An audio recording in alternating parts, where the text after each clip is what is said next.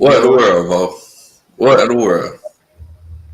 yo. K-Style, what you cracking open over there, man? What? I got me some dogfish head over here, bro. Oh man, J-Rock, what's good with you, fam? What's going on? What's going on? Hey man, so all the Falcons fans matriculating in right now. What's going on, y'all? This is Atlanta Falcons Nation. You know, we coming to y'all. Y'all tell me how y'all feel about this game. Like, are y'all like y'all tell me how y'all feeling about this one? Because I have mixed emotions right now. I'm not really too surprised, but then I'm more surprised on how we played well against the Chiefs. That's supposed to be like the most dangerous team overall. But I mean, it's just unfortunate that Koo couldn't make the field goal. I mean, it's not really much to talk about. It's just unfortunate. Man. What about you, K Styles? Tell us how you feeling about this one, bro. Well, what do everybody in Atlanta Falcons Nation say? It comes, and especially Utah Sport. What do he always say? And he said it on the show Tuesday, and I think you said it too, Coach. It comes down to those 3 or 4 plays, that we didn't execute. It's not just like I said. And I know everybody gonna come here and say it was just Matt Ryan's fault. As always, we're tired of that. It was just dirt cut. No, it wasn't. It was a total team loss. Like I said, you had Brandon Powell on the fumble. I said AJ Terrell didn't come up with the pick at the end. Jacob Tatui Mariner had a pick opportunity he didn't come up with. And like I said, you had a couple. And I was about to say, what made Raheem Morris challenge at the end when it was obvious that he didn't get the interception? So, like I said, you can't blame it on just one individual person. It was, like I said, I had to give credit to this Falcon defense. They held the number one offense in the NFL to 17 points, and they didn't get 14 until the fourth quarter. Big ups to the defense on that one. Big ups to the defense. And look, y'all, I apologize. Where are my Southern manners? I forgot to introduce everybody. Right here, this is my homeboy, Jess K Styles. You know, flyer than parrot feathers. Then I got my homeboy down here, Jess J Rock. He the Twitch guy. You already know what time it is. And me myself, I'm your boy, Big Low Country. And, you know, we part of Atlanta Falcons Nation, man. Y'all make sure that y'all check us out, like and subscribe. So I'm gonna go ahead and tell y'all how I feel about this game. You know, whenever it's the end of the season, you don't feel like you got a chance to make it to the playoffs. You know, you're already feeling some kind of way, but you know, you also have those competitive juices flowing as well. And you know, you always wanted to have a chance to take out the defending Super Bowl champions. That's how I was feeling. Everybody counted us out the whole season. I've been telling everybody, look, this team's not that bad. It's not like we're just getting our backs broke every game. Like, we're just losing close games due to terrible coaching decisions. This game is going to be a lot closer than y'all think it is. And just what y'all mentioned, man, the way that this defense played, they played, I think this was the best game that they played all year, even better than that Raiders game, myself, personally. I don't know what y'all think. Yeah. But, you know, it's one of those situations, man, where it's like, you can't put this loss on Matt Ryan. You can't put this loss on Dirk Cutter. You can't put this loss on Raheem Morris or Deion. Like, the same way my homeboy Mad Mike was saying in our Atlanta Falcons Nation chat, you know, it's one of those situations where it's just one of those situations where we have to, the same way you have team wins, because my homeboy Mad Mike was saying, hopefully we can get this good team win. You're going to have team losses. You know, everybody in the locker room is responsible for the loss. You know, so no matter what Raheem Morris wants to come on and say and throw people under the bus and, turn the Falcons into roadkill. It don't even matter. It's a team loss. Everybody made mistakes and everything, and it's just one of those situations. Top 5 draft pick. Let's go. Yep. Time to start scouting.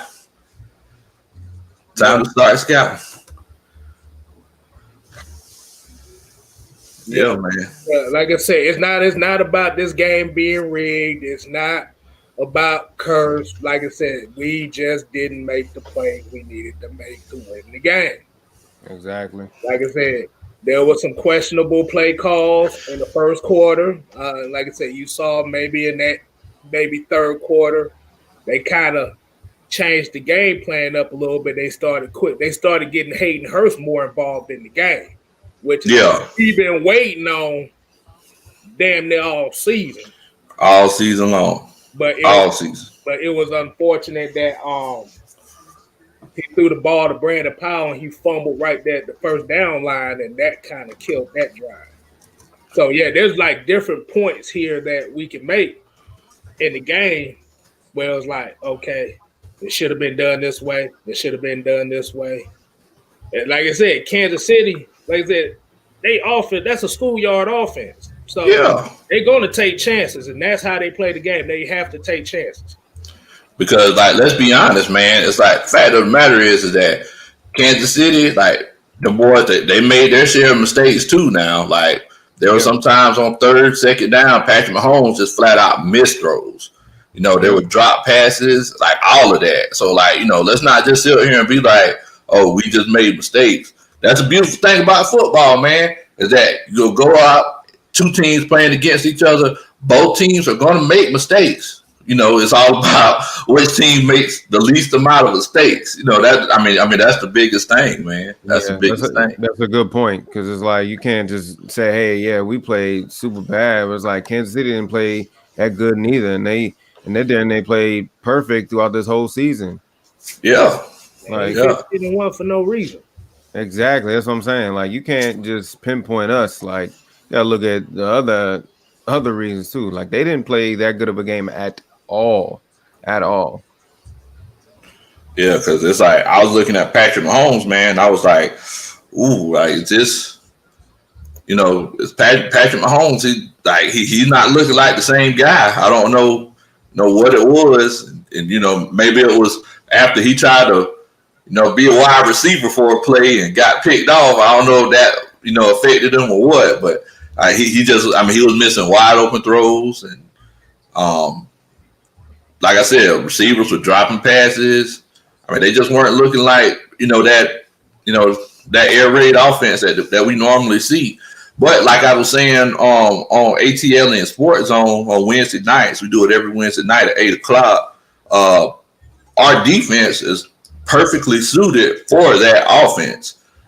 Cover 3, because they run a lot of they love to run deep post routes and 9 routes. It's like that's the perfect defense for it, and it showed. There weren't that many deep shots taken down the field, and they had to keep checking down and keep going underneath. Right. Another thing I want to pin out for all you people that were saying go out and get Eric Bieniemy, he didn't really do nothing creative against us. It looked like no, he did something creative. He did something creative that turned into an interception. It looked nice, right? It looked pretty. Nice. It was pretty. They did like this. That shit looked that wing T spin. But yeah, that thing looked immaculate until he threw the ball. You tell, you know how they say that most of the quarterbacks in high school, they were like the top athlete on the team, and a lot of them played every position on the field. You could tell the way Patrick ran that route. He never played wide receiver a day in his life. You can really tell. Like, look, if Patrick Mahomes catches that over Keanu Neal, that would have been so much to talk about. I'm telling you, we would not hear the end of it. It'll be people up in here right now like, dang, Patrick Mahomes called a pass over Kiki. What? We will not hear the end of it. And I'm seeing comments that said that Kansas City took it easy on us. This is the NFL. You can't take it easy on nobody. Man, Taking it easy on us. What? So you're Them not giving us boys- no type of The credit at all? way them throws he was throwing. Taking it easy. Call that taking it easy. Like I said, they got pressure. What the hell are you talking about? Hey, bro, I'm gonna go ahead and tell you something. The way that look on Patrick Mahomes' face, that wasn't a look of taking it easy on anybody. Patrick Hey, Mahomes, you think throwing 2 interceptions is taking it easy? What? he was legit worried. He's worried. And like I said, we don't and like Keyshawn Pro 2, I said Steve. Like I said, young Ho Koo slander. No, there's no slander. Like I said, unfortunately, he just missed the kick. Mr. Kid. That's part of the position. Like I said, that's just like saying, "Oh, we're gonna get mad at a quarterback because he threw it incomplete." You can't do that. You can't do that. It- Players make mistakes. Look, my shirt says it better. It is what it is. Man. But like I said, you gotta remember, like I said, without being in the playoffs and being at the end of the year, like I said, this is basically audition time for a lot of these players anyway. Yeah. I definitely agree. The thing is, though, just K Styles, it's like I was saying on my pep rally last night. The thing is that a lot of those players that haven't been getting playing time, Raheem Morris is not going to play them. So like your guys like your Quadriolisons and your Deidre Sinats and guys like that, Raheem Morris, he's not going to play those guys. And the reason why he's not going to play them is because he's coaching for a job himself. So why put in a guy who you feel like is not going to give you a chance to win? If you got a pretty good idea, you're not going to be here next year, your doggone self. So why would I help the team who's going to get rid of me, progress even more? Right now, Raheem Morris is coaching for him, his family, and his 401k in the future. That's what he's coaching for. Exactly. So all the young players who do have a chance to play, they need to show up and show out. But unfortunately, those guys that are kind of in roster purgatory right now, they're just going to have to show what they got in training camp next year if they're still on the roster. Exactly. Yeah, if they're still on the roster. Because you already know what the number one thing gonna be right now is we need to draft a quarterback and Ryan needs to get traded. Because I'm gonna throw this one up here because I know he keep kind of spamming it with it, but we're gonna show him some attention with this one. He was talking about Younghoe Koo shouldn't have to kick it back and score like a $30 million quarterback.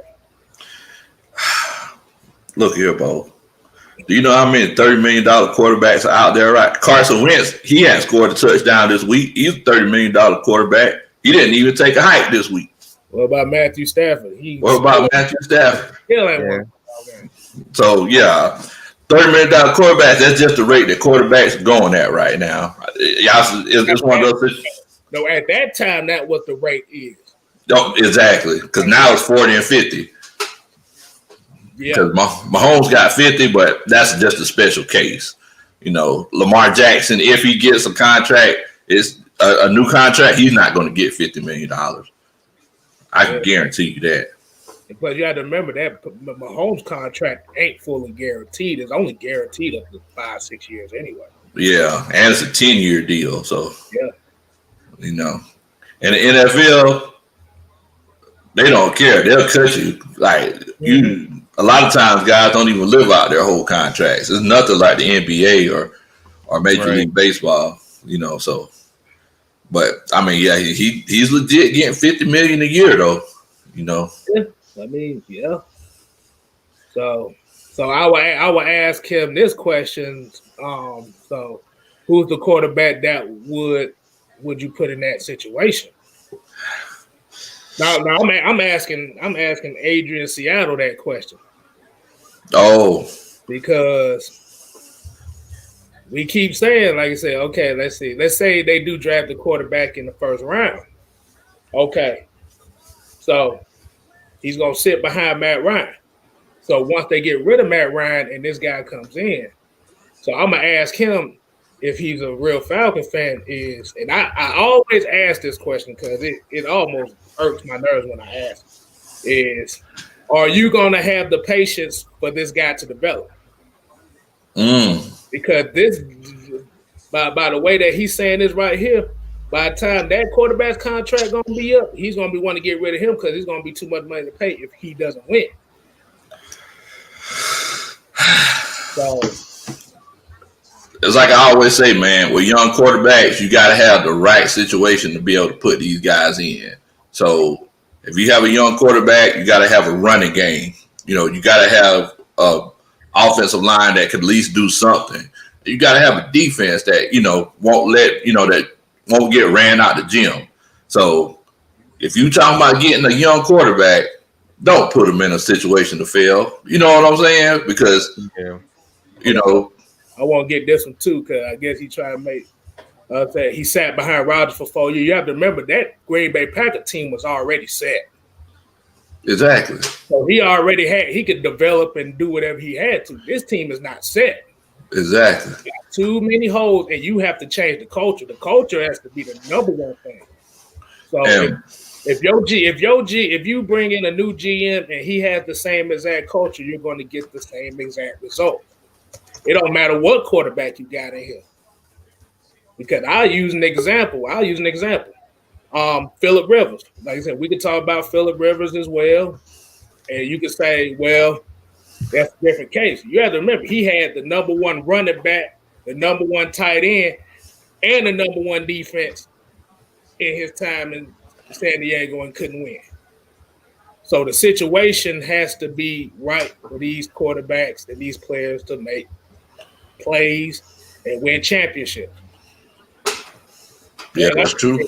He outplayed Mahomes. Mahomes looked bad out there today. He made, like I said, he made a couple throws that he made the typical Mahomes throws that was right there on the money. But if you look at it from a whole, he didn't play well. Yeah, I definitely agree. And a lot of people are putting in the chat, oh, what's going on, Mike? Oh, look, it's the mad scientist. The mad scientist, he over there cooking. What's on your mind, man? What's on your heart, man? Go ahead and tell us how you really feeling. Well,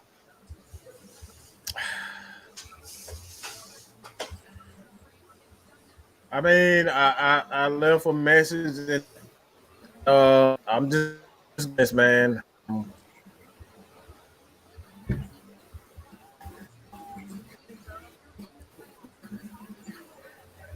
Hello? I think we're losing you a little bit, Mike. I think oh no, we good. Yeah, I'm here.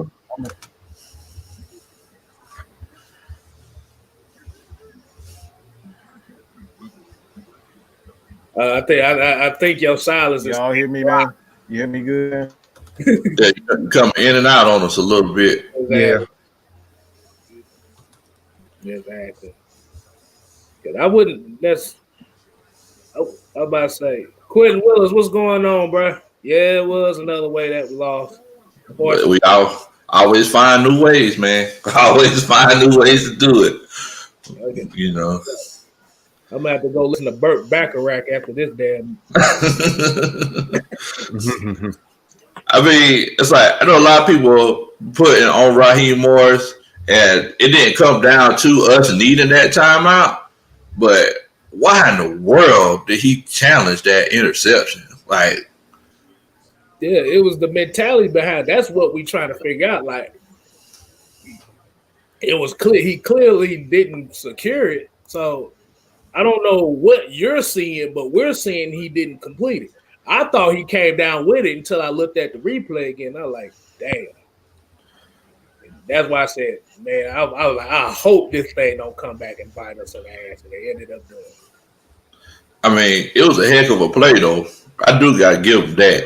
The way he tracked that ball and reached it at its highest point, like that, I ain't going to lie to you, that was a heck of a play, man. That was. I had a feeling it was going to go to Tyreek Hill because once they seen that one-on-one, and I was like, ooh, they're gonna try to test. They're going to try to test Terrell on this one, and then he leaped up and got it. It was just the fact that, like I said, that mindset, like him catching it and then him coming down with it. He's like, okay, I got it. And then that was it. Oh, my bad. I ain't mean to say that. You good?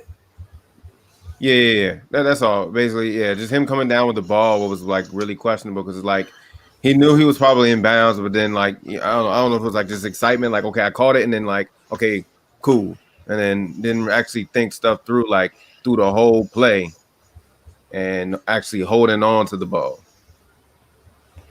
Yeah, it was. Yeah, that was tough, man. It was tough. Yeah, because Tyreek Hill was frustrated the whole damn game. He was frustrated.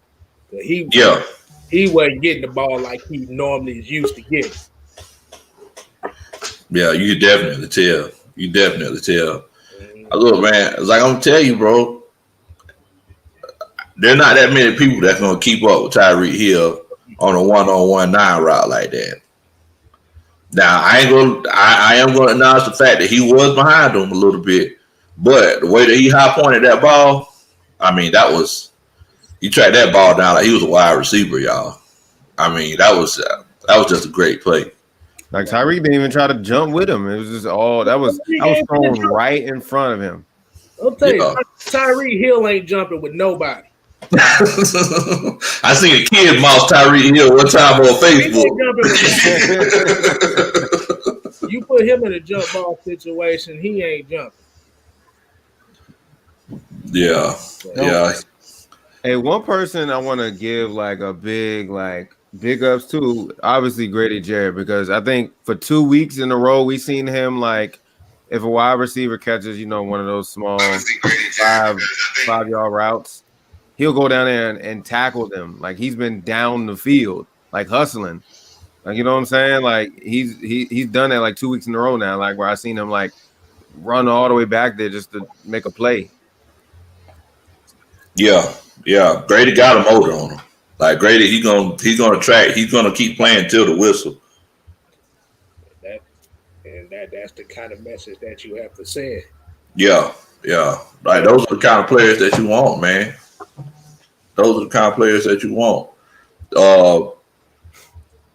With this culture that we have right now, those are the type of guys that you want to keep at the end of the day. You want those guys who they get paid and they still working. You know what I'm saying? Because at the end of the day, it's not all about the money. It's all about creating a legacy for yourself and representing this city the way that Man.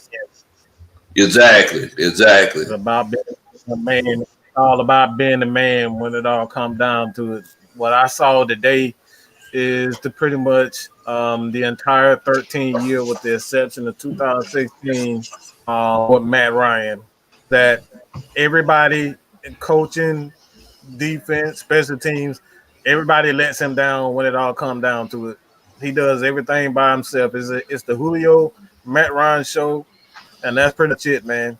It's like I like even before Koo kicked the ball, I said to myself, he gonna miss it, and damn if it didn't happen.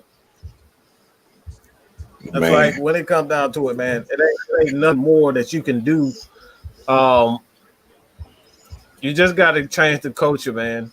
It really just got to change the culture. They got to bring somebody in here that absolutely is disgusting human being. He's an asshole, and he don't really give a fuck about nobody's feelings but his own. That's what they need, because this team is soft. This team is soft. The defense is soft. When we needed them most, they failed. Okay?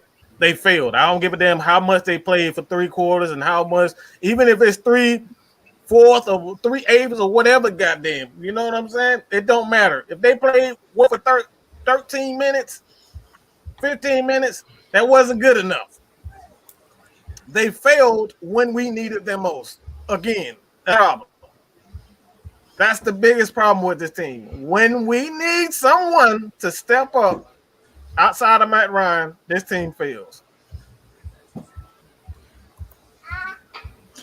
And it's like we've been saying it ever since the beginning of the season, Mike. They put too much pressure on Matt Ryan. It's like it's situations where they'll let people come through free, and they'll literally say, "Well, we'll let Matt Ryan handle it. Like Matt will handle it. He's been handling it for the last 13 years."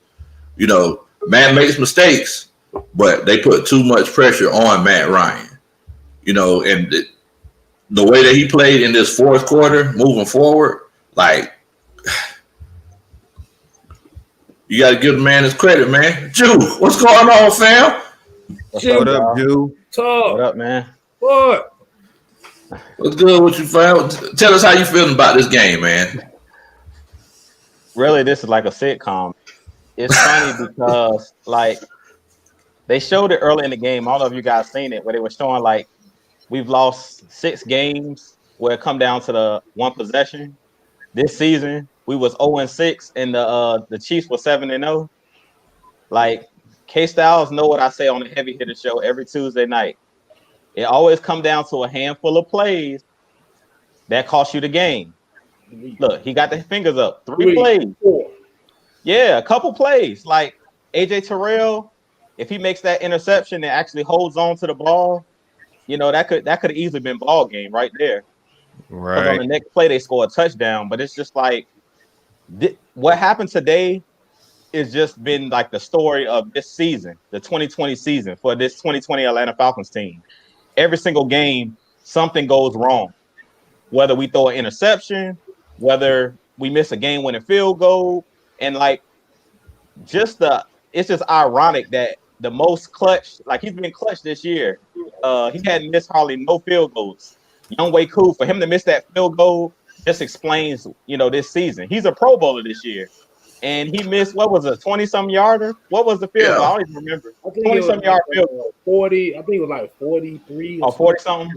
Okay, for him that's a chip shot though, because he hasn't missed from 50 this year. So to me, it's just like it's kind of funny. Like as much as I don't even get upset anymore about these games because that's been this season. It's like you're numb to it. When you're 0-6, you know, when games that come down to one possession, that's why I say all the time, it's like with this particular team, it's just like we're not making enough plays to win these games. Mike talked about like being a good team win.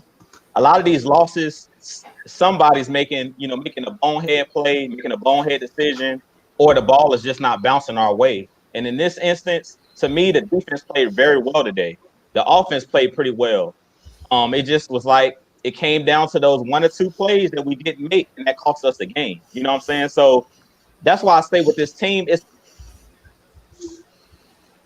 talent. Like in the NFL, every team has talent. It comes down to executing when it really matters. Those few plays in the game, you have to execute, and we're not executing. That's as simple as that, really. You're completely right, Drew. You're completely right. Like there's always those plays every game, whether it's Tatui Mariner dropping an interception, whether it's AJ Terrell making a phenomenal play and getting the pick, or whether it's a situation where we get a turnover and are at midfield and we have 2 straight sacks. Like it's always those few plays, because if we would have gotten at least a first down, we would have been in field goal range. That would have changed the whole complexity of the game. So, I mean, it's always those few plays that always make a difference, man. Right. And I didn't even mention the play where Foye Oluokun, if Tyreek Hill doesn't hustle on that play, he probably scores a touchdown on that interception. So that flips the game as well. If Foye Oluokun scores that touchdown, he intercepts it on the goal line and runs it all the way down, and Tyreek Hill hustles back and knocks the ball loose, he could have easily scored a touchdown right there. And that's the difference in the game. So that shows you, like, the play that Tyreek Hill made, just hustling, those are championship plays. That's the reason why the Chiefs have a Super Bowl ring. They have players that's doing the small things. Like the small things, they add up at the end of the game. Because you look at this game, it was a 4-point game. You score that touchdown, we win by 3. You see what I'm saying? On the interception by Foye Oluokun, because he pretty much was in the clear. He had blockers in front of him. If Tyreek Hill doesn't hustle up and actually makes that tackle, he easily scores a touchdown right there. So it's those few plays. Exactly. And whatchamacallit, I saw actually it was a couple comments that I saw on here, but Christopher Wright, he basically is agreeing with all of us. Like, we make the smallest, simplest, and silly penalties and mistakes and stuff that cost us the game. And I seen somebody talk, and I saw Sean Jones said his grandma could have made that kick with a bad leg. I tried kicking a field goal. That shit is not easy. Hey, man, look. It ain't easy. Look, Bo, I'm gonna tell you something. I coached for a long time, and I always said if I have a son, I'm gonna teach him how to kick field goals from when he's 3 years old, so he could have a chance to go to college and kick on the NFL level and kick until he's 41 years old. But that junk is a lot harder than it looks. I'm telling y'all. Like, I understand it looks easy, and field kickers they don't look like the most athletic guys, but I tell you what, if you want to put your mortgage up and kick a 25-yard field goal, I'll gladly accept that offer.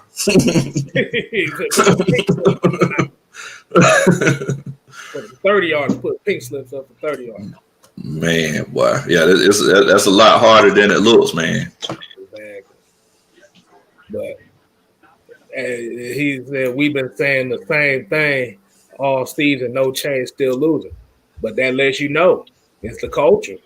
It's not exactly the players. Like I said, if it don't matter what players you bring in. If the culture is still the same, it's going to be the same result. Let me say this. Let me say this.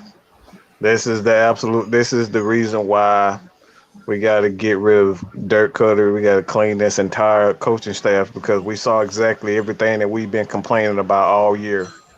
Like literally everything. We saw Dirk Cutter call a much better game, but where was this stuff?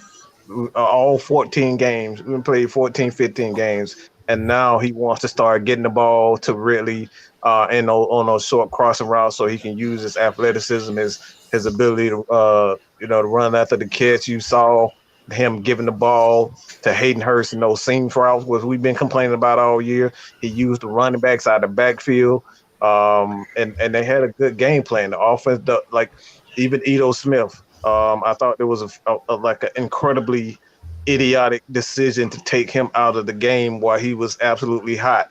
These are the things that we've been talking about all year. That this is I said earlier today on the pregame show, is that this was nothing more than an audition for Dirk Cutter.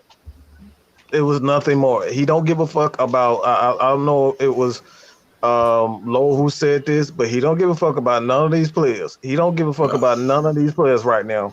He's sitting Julio out because you know what I'm saying, it'll make him and Dirk Cutter look good as coaches by not allowing these guys to play. We know what Julio Jones is. Julio Jones is going to be Julio Jones no matter who the coach is. So when you see Calvarelli doing his thing, you see Russell Gage, and you see Stalker you see Luke Stalker catching passes out of the backfield. Like we saw every one of our running backs on the roster today. Where the fuck has this been the entire season? This is the stuff that I'm talking about. They don't give a flying fuck about Matt Ryan. They don't give a flying fuck about nobody on this roster. They're trying to save their own asses, and until the Falcons ownership, whether it's Rich McKay, Arthur Blank, and the minority is minority owners, okay? Arthur Blank is just a majority owner. There are investors. These investors are the minority owners. If they don't stick up to this coaching staff, we're going to see the same shit every freaking year. Every freaking year. And I'm going to say this. I'm going to say this right here. I've never felt bad for a quarterback. I've never felt worse for a quarterback than I do for Matt Ryan. Because not only does he have coaching that don't really give a shit about him, they're trying to save their own asses. They put him in a position where he has to be the hero every game. And then you have the worst part for me. The fans don't even appreciate him. Fans don't even appreciate how great he is today. That man was he was getting his ass toward the frame, man. And this dude did nothing but stand in the pocket, get up time after time after time after time. They blitzed that rookie, and I'm gonna give Matt Hennessy some credit. He played well because when they saw him playing, Kansas City blitzed him like crazy, and he stood in there and he got better throughout the game. Yeah. So I got to give Matt Hennessy some credit. I think we're going to be good with Alex Mack not coming back. I can pretty much say that he's not coming back. But today was just absolutely, if we can sum up 13 years in one game, this is exactly what we saw. We saw a defense play well, and when we needed them, they failed, and they failed miserably in the clutch situations. I always preach key situations. I no longer care about top 5, top 10, top 15 defenses. You got to get key stops in the key moments. If you can't get stops in the key moments, it doesn't matter where the hell you're ranked. Doesn't matter what you rank. And we saw that today. The defense failed Matt Ryan, and special teams, Koo, he failed them. Every aspect of this team failed Matt Ryan today. Every aspect of this team failed that dude today, man. And like I said, man, I would not be surprised if Matt decided he no longer wanted to play for this team. I'm just going to say, man, it is what it is, because that man deserves way more than what he's been getting. And it's absolutely a fucking crime shame to see a man get his ass whooped time after time. He doesn't complain. He just sits up, he plays, and he don't complain about getting hit. When the last time you heard Matt Ryan complain about getting hit? He don't complain about the running game. He don't complain about the offensive line. He don't throw people on the bus. All he does, even his wife, you know what I'm saying? All they do is talk shit on social media about this dude, and this dude just sits in there. He sits in there and just takes it and takes it and takes it. At some point, Matt Ryan is gonna say fuck Atlanta and fuck all of our fans, and I'm gonna be the first one to say, look, y'all got what y'all deserve. Y'all want a new quarterback? Everybody want a new quarterback? Everybody want a coach like Airbnb that has absolutely no experience? Y'all gonna get exactly what y'all want. You're gonna get exactly what you want, and when you get it, you're gonna regret every moment of it. And I'm sorry that I had to, this is long-winded. I'm sorry I'm long-winded, but this right here was the absolute worst that I like. I just feel sorry for Matt, man. I just say that. I just feel sorry for the dude, man. I've never felt worse for a player than I do right now.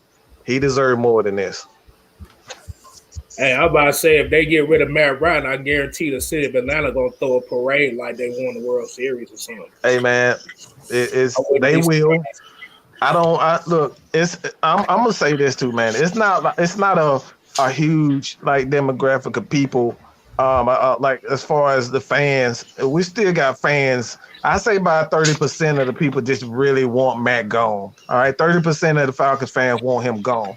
And the 70% are silent. But the problem is that we don't have enough platforms like Mad Mike Sports and the Atlanta Falcons Nation to put these fans in front of the mic, so to speak. You know what I'm saying? We need to put these people in front, and let them be able to speak. You saw Tony Gonzalez, man, today. I don't know if you guys saw the after on Fox at the game. He was like, man, this is Matt Ryan deserved more than this. And I'm still Atlanta Falcons at heart. So we still got people that really love Matt Ryan, but we got these people in high places that don't give this man enough credit. And like I said, you guys are going to regret the day that you decided that you just hate this guy's guts for absolutely no reason. Y'all really gonna regret, because I know a lot of Falcons fans.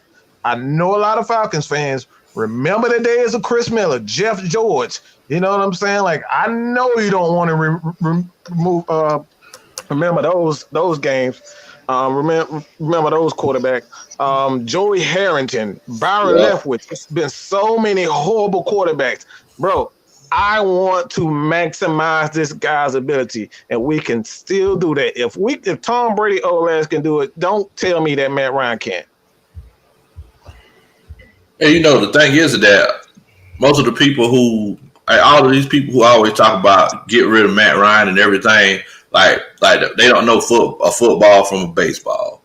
They don't know football. So it's like, they just go off of what they see, and they don't know about progressions. They don't know about assignments and blitzes and things like that. So it's like, they'll look at the Falcons game and they'll see that we lost because a running back fell into the end zone, and then they'll turn over and see somebody else watching Patrick Mahomes, throw no-look passes and all kind of stuff, and they'll be like, man, you know what, Matt Ryan sucks. But like not knowing that we never had back-to-back winning seasons before we got Matt Ryan. You know what I'm saying? Not knowing that he's the, all-time passing leader in Falcons history. Not knowing that he's the winningest quarterback in Falcons history. Not knowing that he's thrown the most passing yards in 13 seasons, even more than the great Peyton Manning. Like, Right. Like nobody, like they don't realize that. Not knowing that it's a situation where he's never, after that, 2011, 2012 season, he never had a defense after that. So, he's basically just going out here fighting without a shield. He's just going out here with a sword and fighting without a shield because, it is all gas and no brakes. They put too much faith in him, and, the organization put too much on his shoulders. So moving forward, it's like people have learned not to appreciate him. And, they also have that ghost of Michael Vick. I thought that would be gone whenever the dome went away, but the ghost of Michael Vick is still floating around the Mercedes-Benz Stadium.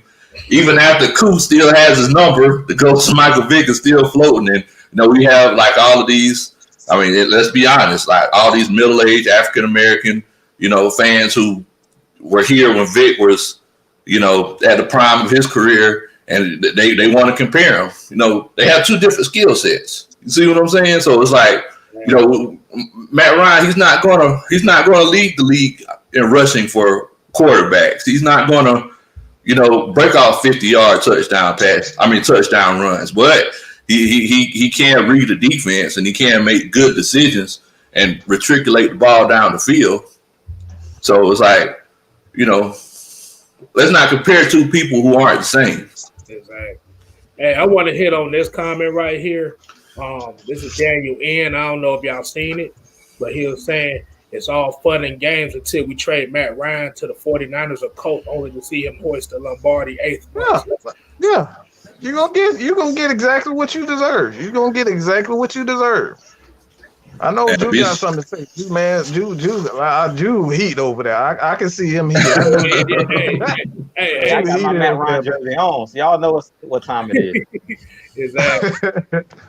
Yeah, so like I said, the issue is at the same time, y'all are setting a dangerous. The fans that are really hating on Matt Ryan, that hate his guts, they hate him as a person and all that stuff. They're setting a bad example for the next quarterback that comes down here. It don't matter if you draft one, get one free agency, trade, whatever, because you can say the ghost of Michael Vick. This franchise still ain't got no Lombardi. So if you got this much hate on this one guy, you're going to have hate on all the quarterbacks that have played in this franchise, Michael Vick included. Exactly. So, cause like I said, if you want to run a quarterback, there's plenty of them out there. We got Carson Wentz. He's going to be out there. We got Mitchell Trubisky. They say they might re-sign him, but I doubt it.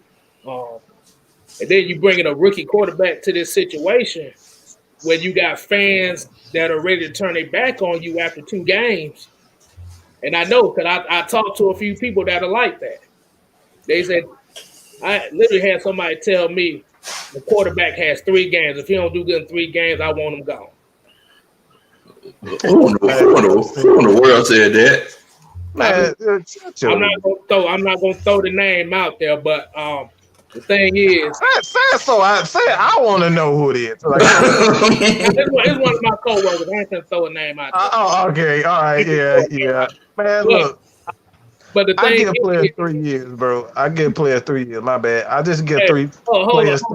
If you can't do anything in 3 years, I ain't mean to get past the super chat. We got James C. Overton III said, I was here doing Bob Barrett and Steve Barkowski. Woo, boy. Hey, man. Much respect, man. Much respect, James. That's Lord right there. I was still with my dad's nutsack at that time. So yeah. You got that right, bro. And then we got another one here about right. Hold on, if I can pull this thing up right. Hold on. Yeah, Christopher Wright basically said right here, if we get our defense and offensive line on point, you will see the best of Matt Ryan, but you got to give him those things. Yes, the trenches is the most important aspect of your football team. You have 2009 to 2012 and 2016, where the trenches were taken care of, that's when Matt Ryan shined. and that's every Super Bowl winning quarterback. Every Super Bowl winning quarterback had the trenches locked up. That's That, exactly and, where. and, Go that, ahead. and, that, Exactly where I'm going. and I didn't mean that to cut you off. Go ahead, K-Style. my bad. But I'm just saying that comes down to the culture of the people putting the team together. Yeah. Exactly, and that's where I was going. Like, I'm in that same. We on the same mind frame. Like, yeah, man, we here. Like, Yeah. like I've been talking about it. Like, we really need to do what the Broncos did for John Elway and Big Low, and us as historians loving football, and talking about the older, and back in the '90s, in the '80s. He was able to get them to a couple of Super Bowls, John Elway, but every time he got there, he was outgunned, outmanned. And he didn't have a team. Everybody wants somebody that's going to be like a one-man show, but you can't win it by yourself. You need a team. You could possibly get there, but to win it, you need a full team. You need a good coaching staff. You need a defense. You need special teams. You need everybody to do their job. And in the later '90s, when they got Terrell Davis, when they beefed up their defense a little bit more, John Elway was still able to throw the ball. He still had the arm, but he didn't have to do as much. They didn't put as much on his shoulders. And that's what Coach Lowe always talks about. We're putting too much on Matt Ryan's plate. We have to spread it out, spread out the wealth. We have to get a running game that helps support Matt Ryan, and that'll make the play action game better. We have to fix the trenches because if y'all remember in 2016, we had Coleman, we had Freeman, we had a good running game. So when we get those leads, and we can bleed use away those that guys clock. out of the backfield when the running game wasn't working. When the running game was working, we used both of those guys out of the backfield, and we saw that today. So this is why I've stated we have to get rid of the coaches. They have to be gone. They cannot come back because when you look at the game plan for today, if you can, like Kansas City, I want to say this about Kansas City defense. I saw several people say they defense sucks. I don't know what the hell y'all are smoking. I don't know what the hell y'all on, but they literally won. They stopped one of the best offenses, okay? Last year, whether you like Jimmy G or not, that San Francisco offense was absolutely legit. And they handled those guys when it needed to be. All right. I always state this. I'm keep saying this over and over again. It doesn't matter if you're top 5. It doesn't matter if you're top 10 or even top 15. If you can't get stops in key situations, it does not matter where you ranked. And that's the issue. When it comes down to it, Matt Ryan can't get. They just don't have a closer on the side on the defense, and that's the problem. Until you get a coach that understands how to get key stops in key situations, even go back to that team, that Patriots team. I always bring up the Patriots team. Them son of a guns were ranked 32 all year long, and they made it to the Super Bowl. Why is that? They was ranked dead last in defense, and they made it to the damn Super Bowl. Why? Getting key freaking stops. Key stops. Well, key stops and scoring. I think a lot of things that they say about the Chiefs is not only that, their defense may not be the greatest. I think before the game, they said that they 4-man rushes doesn't get good. Like, it's not good enough. So that's why they bring in Tyrann Mathieu down there in the box and a whole bunch of other these mixed blitzes with their linebackers because they don't get enough pressure with their 4-man. So it's almost similar, just like us. Like how we don't get enough pressure with our 4-man. That's why we do what we do with our linebackers. So it's pretty much it was even, and you can tell throughout this whole game it was pretty much even. Like it was back and forth. Somebody had to score. Oh my God! just 1 second. You know what? I'm glad you said that because I honestly think the Chiefs and the Atlanta Falcons are the exact same team. The only thing that the Chiefs has better than us is better coaching. Pat Mahomes, he made the last couple of weeks. This dude has been throwing a lot of interceptions and a lot of bad passes. All right, but he has better. He has a coach that puts him in position where he doesn't make a ton of mistakes, and he doesn't he doesn't allow Patrick Mahomes to beat himself because of his instincts, and that's the problem. And I want to get off subject, guys, but I see this almost every year. Every year you'll have that one dominant team in the AFC or the NFC, and then they'll have that tough game right before the playoffs.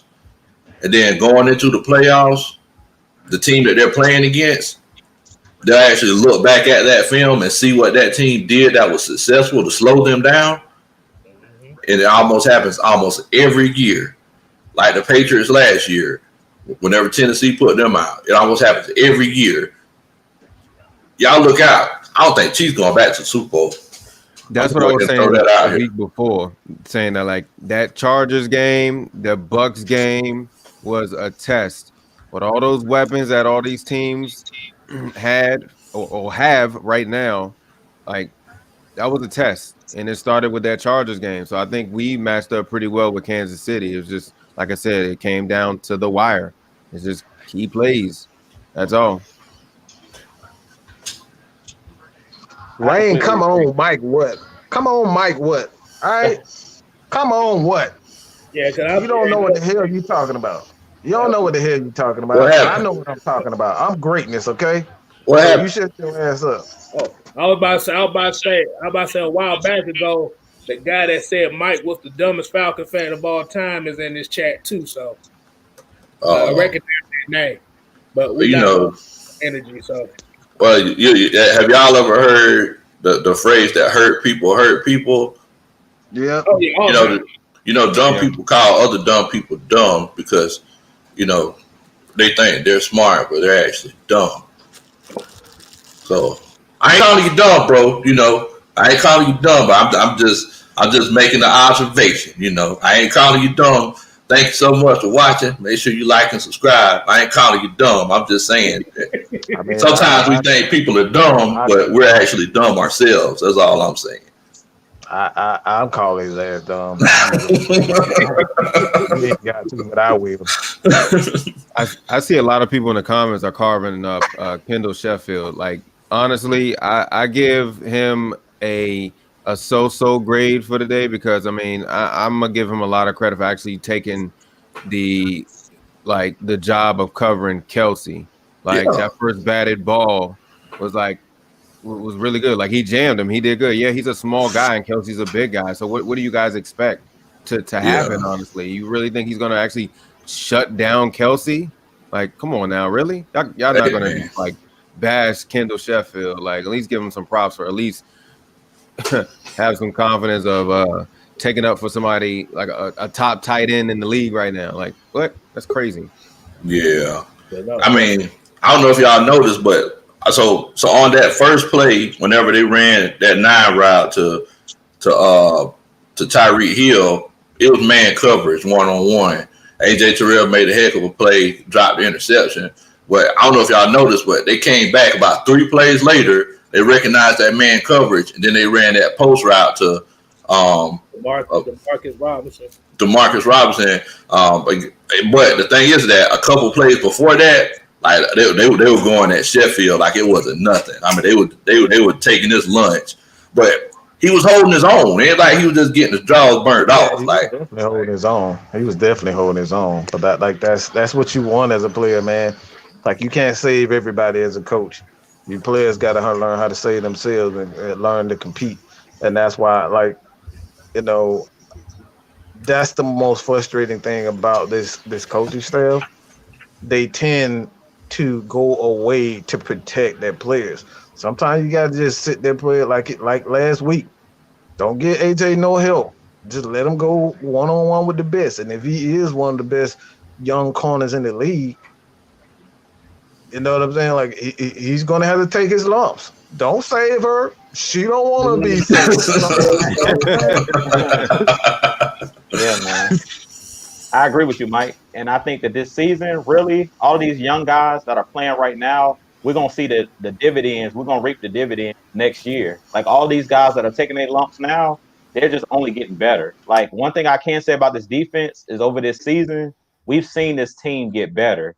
Like the Jacob Tuioti Mariners, even the Steven Means, we've seen guys developing, man. Like even Isaiah Oliver, we was ready to cut him in the beginning of the season, but when we've moved him inside and allow him to do different things and actually, do things that he's good at and succeed, like Isaiah Oliver is probably one of the best tacklers on this team. I don't know if you guys, Man, I'm so proud of that dude, bro. but that dude is aggressive, man. When I watch him, he reminds me of Brian Poole. That's why I say, because to me, he's a corner/safety. The way that he tackles, other than Keanu Neal in that secondary, him, AJ Terrell, and Oliver, those guys are like heat-seeking missiles.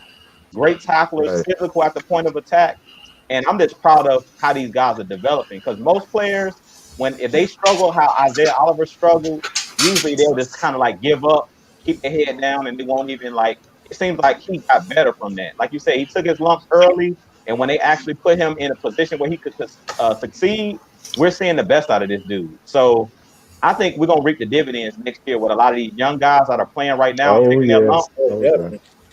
Man, Tuioti Mariner, I love that guy, man.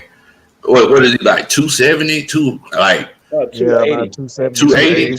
Yeah, man. Y'all see? Did y'all see the play that guy made in the midfield? Yeah. Like, how many 280 guys besides myself? I hadn't seen the 280 guy move like that in a long time, man. He dropped back. Yep. Yeah. I'm by 200. I can't move like that. now there was one play that I seen that it was such a great play where Grady Jarrett was looping around on a stunt, and he had the wherewithal to chip the guy that was coming on the drag route to disrupt the play. Then he came down on the blitz. I was like, Grady Jarrett he's literally playing linebacker and defensive line all on one play. Wow. Man, I don't know how they get those players. Go ahead, K-Style. Ruby, bro. Oh, no, I was about to say, too, because I don't know if anybody noticed that Travis Kelce had 98 yards, right? Yes, sir. Yep. But do you realize half of his yards was on broken plays, right? Mm-hmm. Yep. Yeah. So but y'all want to carve up Sheffield. Exactly. Yeah. Like I said, that's what this you have to remember, that's what this Kansas City offense is. It's built off of broken play. Mm-hmm. Yep. Because there was times that Mahomes threw that ball. Like I said, that's why he had so much time, because they try to make something out of nothing. But Sheffield had a good game. He had a good game. He had a couple plays that he could have made. He just, like I said, he just got beat on that post right at the end. Like I say, it's part of the game. Like y'all said, the only way the young guys gonna get better, they gotta play, and you gotta take the lumps. Mm-hmm. Baptism by fire. Exactly. I'm gonna back Drew up on what he was saying about Oliver. Hey, Mike, do you remember back in October? I was actually on your show for the first time, and I pulled up that chart. You remember that Isaiah Oliver chart? It was a chart that showed Isaiah Oliver in different corner positions, whether it's left, right. Yeah, you did say that. I remember that. You remember that? If anybody in the chat remembers that, I posted that, and I forgot what his percentage was in the slot, but it was a lot. He wasn't targeted that much in the slot at all, or even on the right side. I think the left side is where he had issues at, and that's where Dan Quinn had him lined up majority, for his whole career, the left side. Look, man, at the end of the day, all I'm saying is that this defense isn't bad. Like everybody talks about, 32nd in the league in passing, but you got to consider these games that we had at the beginning of the year where we had a coach that wasn't qualified to be a head coach. So all that stuff comes into account. But what I'm saying is that moving forward, all we have to do, guys, like I said back in October, let's let Isaiah Oliver play that free safety role. Let's get another cornerback. Let's get somebody on this defensive line. We're good to go. Like, we're ready to rock and roll, lock and load. Let's go. But, we held the Chiefs to 17 points today, y'all. Man, if that don't, like, that's what I said. Like, this is this team is much better than what the record is. Like if they have better coaching, man, this team is easily a 12-14. And I'm not just saying that. The numbers and just we literally lost 8 games on like the last minute. Like that tells you a lot. We could have easily won those games. Easily won those games. And we lost because of just the defense couldn't get that one play, or we got today again. Everybody talking about, oh, I won't give Raheem a chance. This dude out here calling challenges on stuff that absolutely, like, bro, are you blind or like, dude? It was, that's, bro. I just give up on this coaching staff. There ain't nothing nice I can say about these dudes. They're the most egotistical, idiotic coaches I've ever seen in Atlanta, and I'm talking about even worse than Bobby Petrino. Bobby Petrino wasn't bad. He wasn't a bad coach, but he just quit before because he wanted he fell in love with Michael Vick, and he was like, shit, Michael Vick ain't here. What the fuck I'm here for? And he just got out the damn door. So, man, this team has talent on. Like I said before, the only thing the Falcons need to do with this defense is get better ends. They have to develop their ends. I don't know what it is with their ends. The linebackers, they're very good. They have to upgrade their ends, man. Their ends. Dante Fowler has been an absolute bust. I'm through making excuses for him. He's just been a bust. I don't know if it's ankle. I don't know what it is. I don't care anymore. But you get paid that much money. And I literally see this dude have zero impact on the running game, passing game. It's just nothing from him. Absolutely nothing. And that's inexcusable. Well, Mike, it's one of those things, man, where it's like he's brought in underneath that Dan Quinn regime. And, he's an extension of that Dan Quinn culture. Let me tell you about the Dan Quinn culture. The Dan Quinn culture is you see that someone attempted to make an interception. It's obvious that he dropped the interception, but we're going to challenge it anyway, hoping that the referees feel sorry for us and grant us the interception anyway. Instead of just making the calls to win the game, your culture is and look, Raheem Morris pissed me off whenever he said that only people with loser mentalities look at stats. Yeah. How can a loser call somebody else a loser? That's all we doing here is losing. What the hell do you mean that's a loser mentality? Yeah. So it's like, I just put 2 and 2 together. So I assume that he must look at stats because he says that only losers look at stats. I'm like, okay. So he must look at stats in his free time because all he's been losing in the craziest ways, and he's been throwing players under the bus. So it's like Dante Fowler, he's an extension of the Dan Quinn culture. Raheem Morris is an extension of the Dan Quinn culture. So challenging a play where he obviously didn't catch it, hoping for the best instead of coaching the team up and putting them in a better situation. Hold on. That's just part of that culture. I'm sorry, Lord. But don't we supposed to have a coach for that? Like a coach that Yes. Don't we supposed to have? Yes, there's supposed to be somebody in the booth that says, "Hey, coach, you need to throw the flag." That's why I said fire everybody.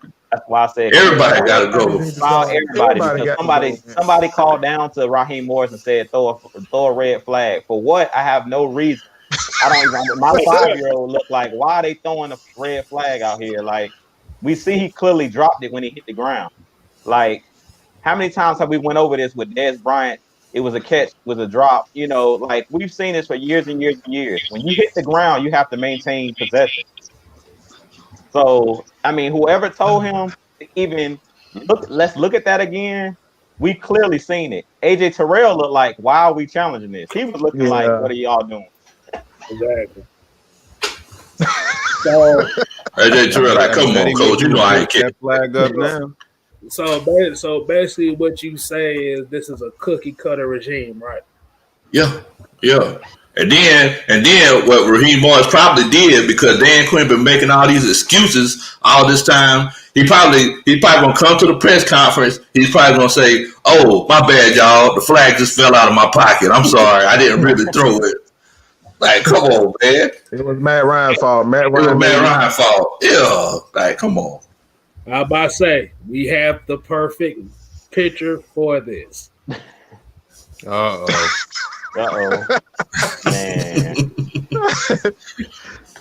Oh my God, man! I think we probably softer than that. We born in soft.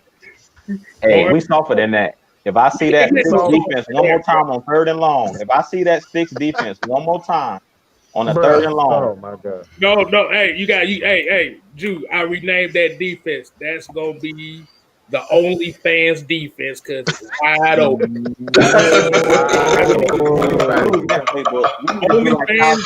lose that, dog. Oh my God! Whoa! Wow! Anybody can come. Anybody can get a piece of that. Yo! That's like I said. Anytime I see a 3rd and 16, and you have 3 defensive linemen off, and you literally got the rest of your defense at the first down line, that's gonna be now named. K-Styles gonna name it the OnlyFans defense. And we compounded the problem, K-Styles, by jumping off sides with 3 guys like we about to get to the pass. We got no discipline whatsoever. We jumped off sides on the 3rd and long with 3 rushers. Like, bruh. Oh man. Y'all can't get one. Y'all can't get with 4 people. How you gonna get down with 3?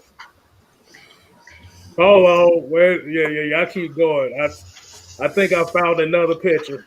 No, Y'all keep going. I ain't loaded it up yet. Hey, well, one thing I want to mention. Like I said, I don't know if you guys heard it, but I want to say it was Hennessy responded first, and then Matt corrected him.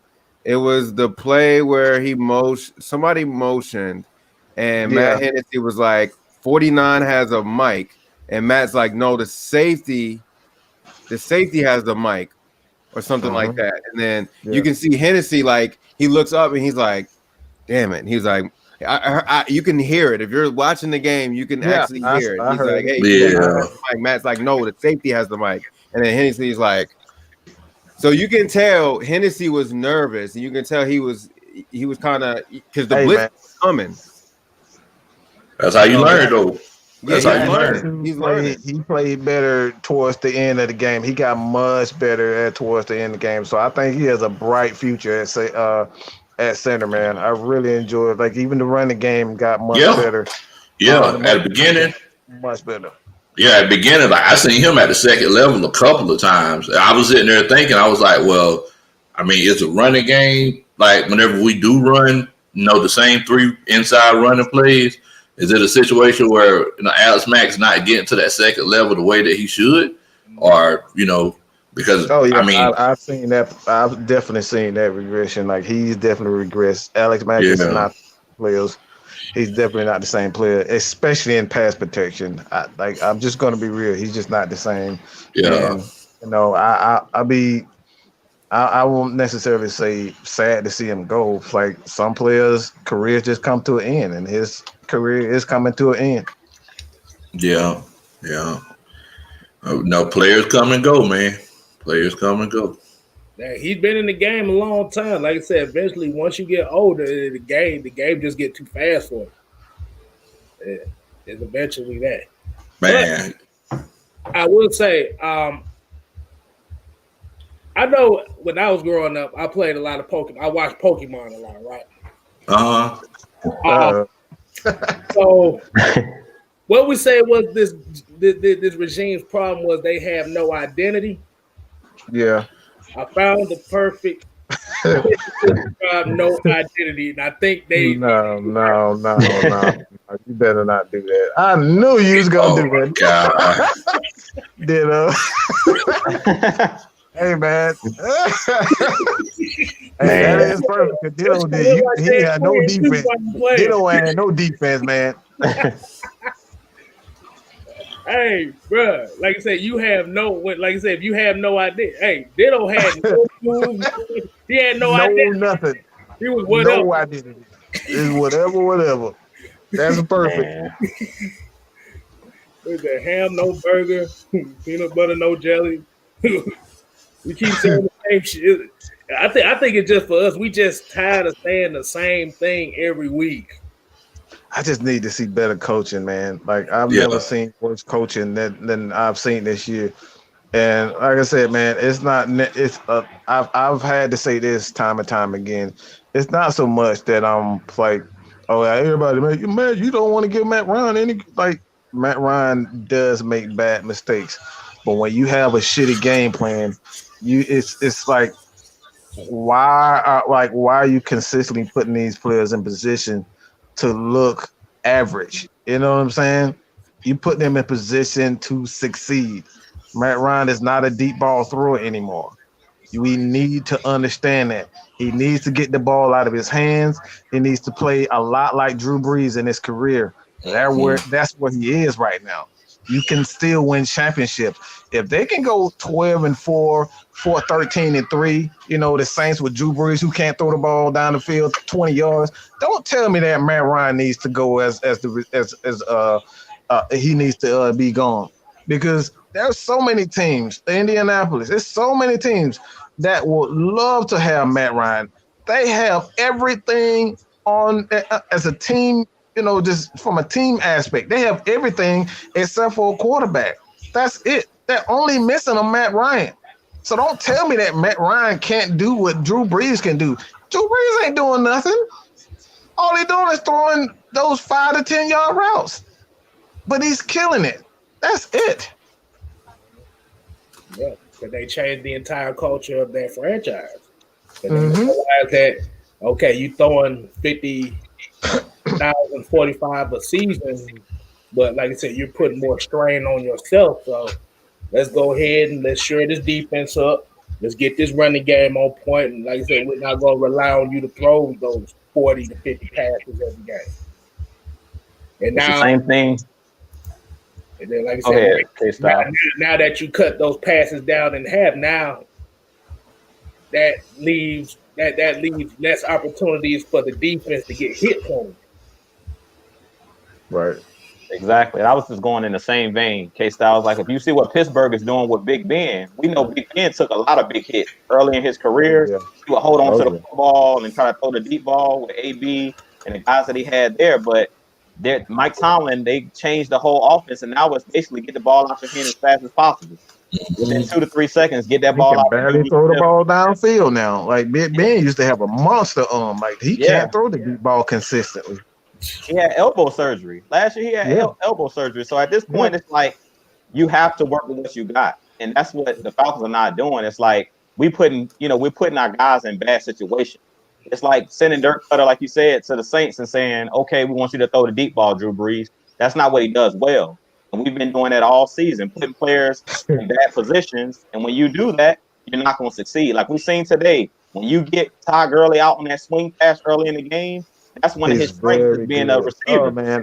I wanted to punch. I really wanted, just don't let me anywhere near Dirk Cutter, because like I can't promise I won't go to jail. I can't promise. Like that dude, like I said, all year long, 14 games, 15 games has passed, and now you want to send Todd Gurley on a swing route? Like, the fuck is wrong with you? Like, are you really that? Like, just oh my god, bro. Man, hey, this right here kind of goes with what you were saying, K-Styles. Nathan said, do the coaching staffs think that the players are the reason why play calling isn't working? And yes. You too, Jew, and you too, Mike. And look, the fact of the matter is that they're good coaches, great coaches, and just coaches. But good and great coaches, they can change things up based on their personnel. But it's kind of like what you were saying, Jew, and y'all tell me this right here. Answer this question for me. What offense and what quarterback in the last 25 years since, they've been airing the ball out and throwing the ball all over the field has won a Super Bowl just taking shots, shot after shot, under under this Dirk Cutter offense or under this Tampa Bay offense. I've never seen one. We've never seen it happen. Never seen it happen before. Oh, wait a minute. I'm about to say, yeah, keep going. I'm going to look at my Super Bowl winning calendar right quick. Okay. The only one that comes to mind is maybe the Greatest Show on Turf, but even they use Marshall Falk and their tight ends underneath. They wasn't taking shots. They weren't taking shots like that. They were just taking what you give them. Like that's the way you got to do it. Okay, so we're going to back 15 years, or we're going back 20 years? They go back 20. 20 years will have the year 2000, so that would be the Baltimore Ravens. Well, we know they wasn't taking shots. Won't take no shots.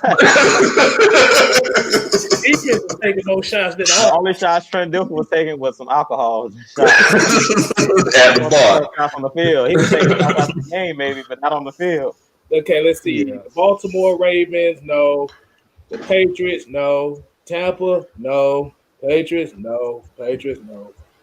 Steelers, no. Colts, no. Giants, no. Steelers, no. Saints. That's a lot of no's, man. You sound like like Daniel Bryan. No. Green Bay Packers, no. That was a running game. Giants again. They took a couple shots, but that was just one of them. I'm gonna just throw up Jesus passes type something. Baltimore again, that was special teams. And no teams taking no consistent shots down the field and winning consistently. Exactly. No. Patriots, no. Broncos, hell no. Patriots, no. Eagles, no. Patriots, no. Chiefs, no. Well, it's like the only team that I could consider that did that would be the Chiefs. The only team that I would. But we're talking about taking shots as far as part of the plan, not taking the Jesus help me. Yeah. So it's like, smart, like good and great coaches, they take what the defense gives them. So it's like whenever they go in, they'll say, hey, we got this plan and we got contingency plans. And, in this particular case, it's like, just like Mike was saying, and we've been saying this all year, like this coaching staff, they're prideful. They're very prideful, and they don't want to make the changes that they need to make.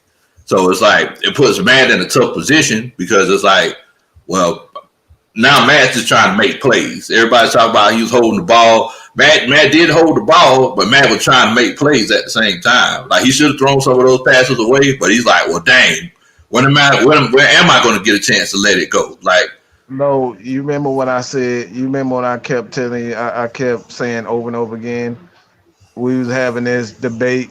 We're talking about a guy, everybody wants him to just throw the ball away. But when you have a defense that's incompetent and they can't get stops, they cannot get stops. That plays in your head as a quarterback. Look, man, I got to make plays because if I don't make a play, man, we're not going to have an opportunity to win this game. And this is why Matt Ryan is holding on to the ball because if he goes 3 and out, guess what? This defense can't hold anything. They cannot hold anything. That team, it doesn't matter if you're greatest or the worst, you're going to get beat. That defense is going to get beat. And he has to. And that's why I say it goes in the mentality of these coaches. You got to put these players in position to succeed, and you're not putting these players in position to succeed. And I like the way the offense ran in that second half. Yeah. Why? Because we used the running backs the proper way. I'm not one of these people that's going to, crap all on Dirk Cutter and say, oh, he didn't do this. It was a pretty good game plan. But we all know his he only calls those plays just so he can go right back to his same stuff. You know what I'm saying? It's only to save his own behind. He doesn't care about this offense. He doesn't care about these players. He only cares about how he looks as a coach. Because ultimately, like you said, they just looking for their next shot to be a head coach. That's all they care about. Yeah. Yeah, you're right. You're right. It's exactly what I was saying earlier, man. It's like, they're not thinking about 2021 because they probably got everything in boxes right now. They probably got it, they got everything in boxes with fragile stickers on all of the fine china. They know they gone. So it's like, well, yeah. So they're like, well, look, I need to get this next job because I ain't trying to not make $1 million next year. That must be a great problem to have, right? Right. All right. So Triple G right here, he had a comment here. He was like, though Satch Curler only ran 2 receivers on routes, he could have only thrown it away. Oh my god, man! I almost I almost threw my phone at the TV because I saw. I was like, it was like see what a lot of people don't realize. I think a lot of people that's not really looking at it from where we're looking at it is, if you only have 2 routes going against a zone coverage, it's hard to find somebody. They already the pocket is already right here. He ain't got nowhere to go. So if he runs for it, he's susceptible to getting blasted. Now, do you want your franchise quarterback to get blasted and get a concussion? Now you may say, well, he could run and make somebody droop. Like I say, he gonna still get blasted. I don't want Matt Ryan running and juking. No. Yeah. I definitely see what you're saying, Triple G. But at the end of the day, it's like Matt Ryan has also got 13 years of experience. Yeah. So it's like he has to learn how to fill that pocket out, and if he has to squeak out the pocket, because look, fact of the matter is, number one, football is a dangerous sport. We know that you're putting yourself at risk. So if you stand there and just pat the ball, tell it how pretty it is, or if you try to run, you're gonna have a chance of getting a concussion. So the safest thing to do is just make sure you protect yourself. Because I definitely don't want Matt getting hurt. I know Sarah don't neither. She just sent me some recipes. They just send me some icy hot. That's what you need. Geritol. But I know another popular question will probably be for right now is, so where do the Falcons go after this season? Like, well, that's gonna definitely be a popular question that we're gonna hear from. I think it's really simple. They need to make sure that they get the right GM. I don't care about anything else, but they must get the proper GM that understands balance. Because if the GM doesn't understand balance and trench warfare is what I call it, trench warfare, you gotta have the biggest and the baddest. You know what I'm saying? It's like, a lot of people don't realize, like, when you got a fighter like Mike Tyson, you know what I'm saying? You gotta have some of the biggest, meanest guys around Mike Tyson to kind of prevent other people from coming after him or stopping Mike from doing what he does and just go crazy. You know what I'm saying? Gotta have these big monsters around Matt Ryan, Julio Jones to protect those guys for people that's really, look, let's just be honest. Sometimes these people be out to kill Matt Ryan and Julio. So what you gonna do? You're gonna surround him with a bunch of guys that can, that's 100 pounds, 150 pounds. No, you're gonna get these big 300-400 pound dudes that look scary and they like don't even try it. You look like you're gonna try it. We're gonna sit on your ass. That that type of stuff, man. Yeah. You gotta get big. You gotta get some monsters around this man. Yeah, with that mentality. Because I don't know if y'all seen it, but like somebody was talking trash like Gono, he got with him. I don't know if y'all seen that. I loved it. Yeah. Gono got into it, dog. And that's what we need. Like Mike was saying, dogs. On the offense, on the defense too. We need some dogs around Brady because real talk, I don't even want anybody chipping Dante Fowler and those guys on the outside. We had the big guys in the middle.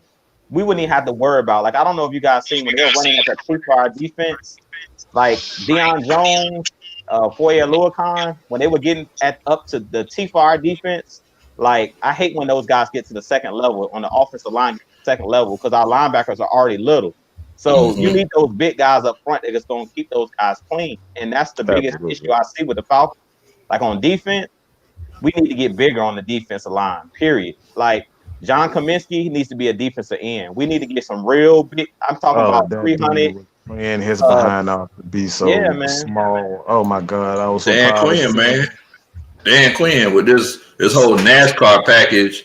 Like, I'm sitting here like, man, I do not want my defensive tackle being 270, 260. Like, that's not going to do anything. The only thing that's going to do is if they do pick a side and go to it, if they get past them, it's like then you got to put a linebacker, just like Drew was saying, you got a running back running downhill, and it's going to be the running back hitting the linebacker opposed to being the other way around. So it's like, yeah, like